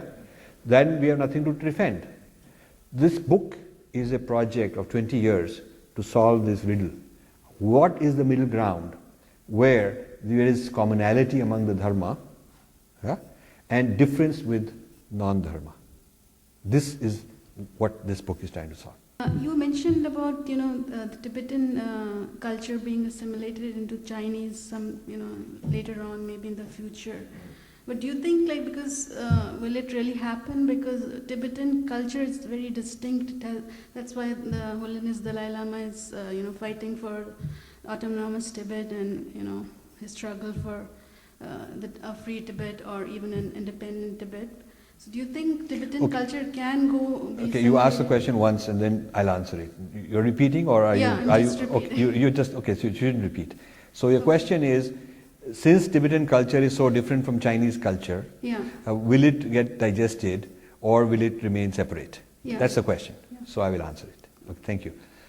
All the digested cultures are very different. Pagan culture is very different from Christianity. Yeah, pagan culture is very different from Christianity. Yoga is very incompatible with the Bible. It's very incompatible because you cannot have unity consciousness in Bible. So a predator takes parts which will fit and makes ornaments out of them, makes decorative things, assimilates certain symbols and principles. Whatever will fit is assimilated. And whatever is going to be threatening is rejected, put in a museum and rejected. So the fact that the deer's DNA cannot live inside the tiger because tiger will consider it toxic. A tiger cannot have deer DNA sitting inside it. It has to be broken down so there is no more DNA left and then reassembled into tiger DNA. So Tibetan civilization, as intact with its philosophy, with its language, cannot be accommodated within Chinese. It has to be broken down.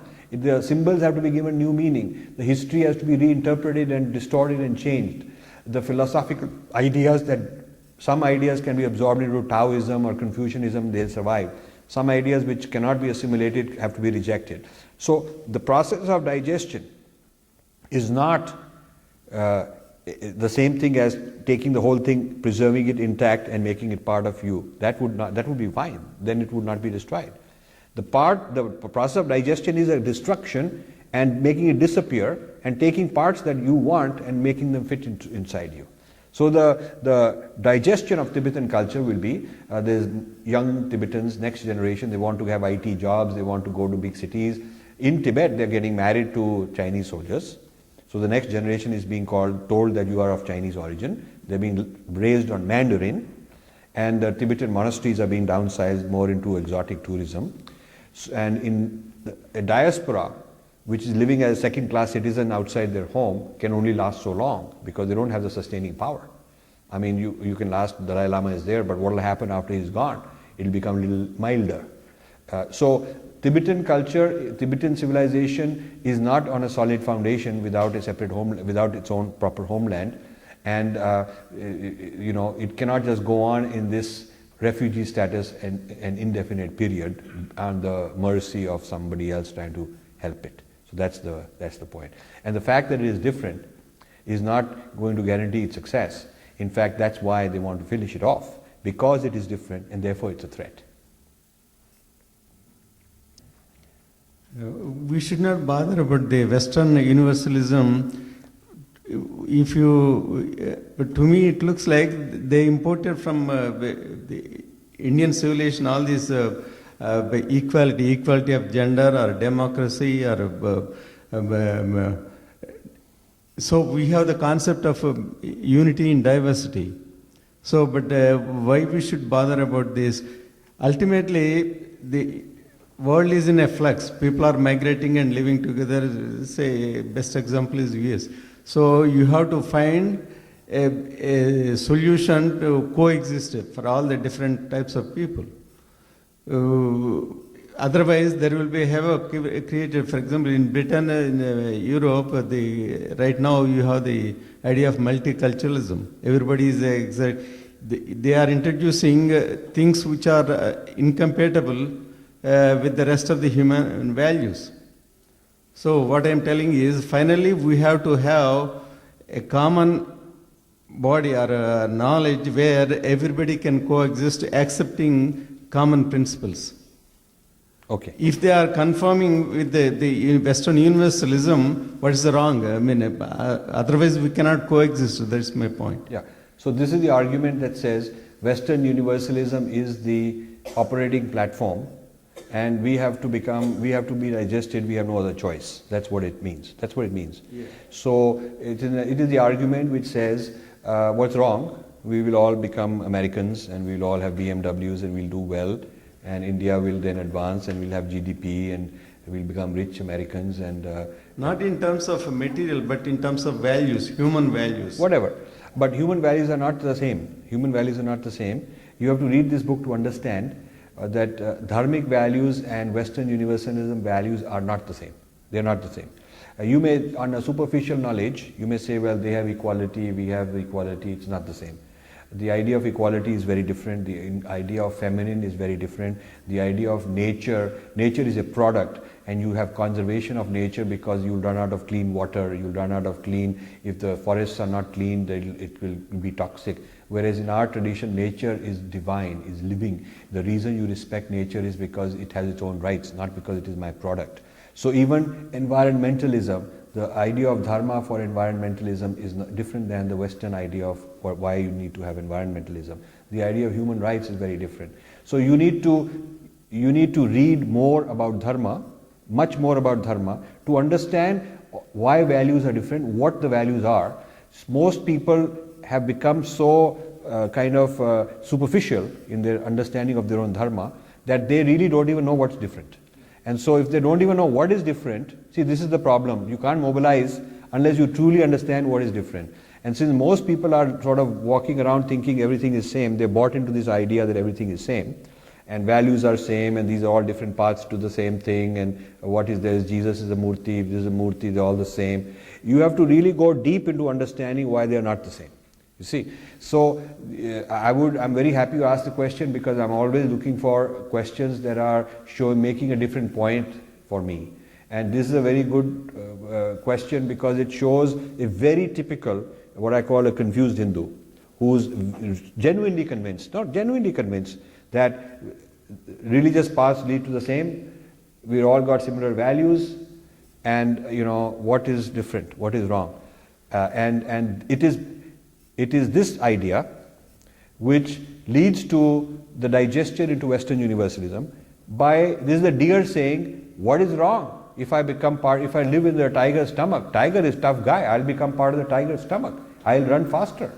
And I'm this weak little deer, I'm no good. But when I become part of the tiger, I'll run faster. This sort of thing. So it's that sort of an argument that you're giving. And there is no quick soundbite response to it, but I want you to read seriously what the arguments in this book are, or what is different. Each chapter explains one major point of difference. So by the time you read it, you will know, okay, whether I agree with this or that, I can't say they're the same. That point you have to appreciate. And one more thing that causes the greatest confusion is, please resolve this in any way you want. Ekam sat, vipra bahuda vadanti. If truth is one, wise people say it many different way. Why we say that is not correct?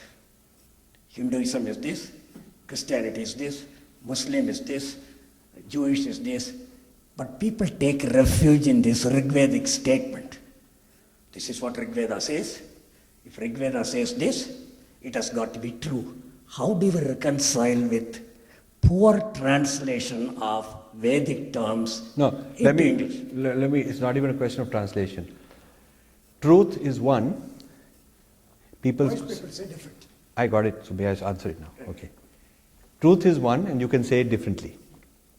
Does not mean that all truth claims are true. It's as simple as that. Yeah. Yeah. You have a lawyer who is arguing a case, and you have another lawyer who's arguing the opposite. Correct?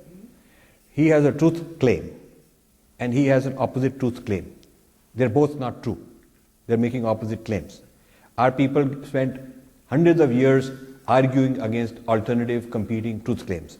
The Vedantins arguing against Buddhists, the one kind of Vedantin arguing against another kind of Vedantin. The whole idea of darshana, the whole idea of purva paksha, the whole idea of debate is to assert an alternative proposition from what you are asserting. So obviously our people never said that both are valid.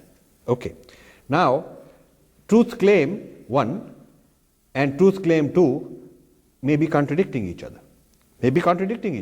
Otherwise there would not be dharma and adharma. There would not be Ravana. There would not be the dharma of Hitler and the dharma of Bin Laden.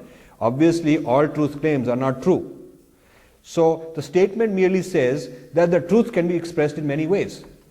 But that doesn't mean that every claim is the same. That is true. You follow what I'm saying? You don't need any Sanskrit, you don't need a translation. It is 101 logic which is being violated when people say that the meaning of one truth can be said in many ways is that every single claim of everybody must be true. Do you follow what I'm saying? Yes, I do. Yeah. So don't complicate it by bringing Sanskrit and translation into it. Show people that this is an illogical application. It's an illogical application. Yeah. Because one truth can be said in 50 ways. That doesn't mean that all the 5 million claims are all valid. Yeah? So truth is one, people call it by many names, absolutely. But there is also many falsehoods. All the claims are not necessarily true. Yeah? So there is a diagram here of truth claims which are true. So this truth can be expressed in many ways. All of them, that's all the Rig Veda is saying. This is another diagram of many false claims. They are not the same. The Rig Veda only says that all these are the same truth. It doesn't say that every claim is the same as it. Yeah? Nowhere does it say every statement uttered by anybody on any topic is the same. It doesn't say that. If it were to say that, it would make a joke out of all philosophy, all debate, all discussion, all viveka, all discrimination, all arguments of dharma and adharma. You would say Yudhishthira had his own truth, I have my truth, Ravan had his own truth. This is such a common confusion. I had Swami Shantatmanand, head of the Ramakrishna Mission in Delhi, giving me this argument. He's saying all truth, same, how can we? So I said, then in your mission, you cannot tell good life from a wrongful life. Suppose one of your swamis comes drunk on drugs, and he comes and he weird things in your ashram, and he says, Swamiji, truth is one, this is my truth. So what will you do? He said, no, we'll throw him out. I said, but then you have a way to discriminate. You have yam and niyam. You're making yam and niyam into a joke. If you are saying that whatever he does is fine, because he'll also chant this Rig Veda statement. So it took me 2.5 hours for a very learned Swami, for him to understand that he was misapplying the Vedic statement. That's how misguided and colonized and pervasive we are. The colonizer loves the colonized people who won't think for themselves. He can come up with any baloney and they will buy it because he can quote their own verse to them. Yeah? He can either tell them it's all mithya anyway, why are you worrying? I took your Kohinoor, I put it here. You don't need it because you are enlightened, you are otherworldly, I'm materialistic, you don't need it. And the idiot Hindu say, you guys are very good. You taught me something. Or he can say, you can accept my truth because truth is one after all. So this business of totally confusing our people has become very pervasive, I would say. I think we will stop, but I've really enjoyed this very lively discussion. I like the audience which raises good questions, and this is our Hindu way to debate and discuss, and I think every question that people have asked, I respect it, and particularly the ones that are contentious are very useful to me. I learn a lot from them. Thank you very much.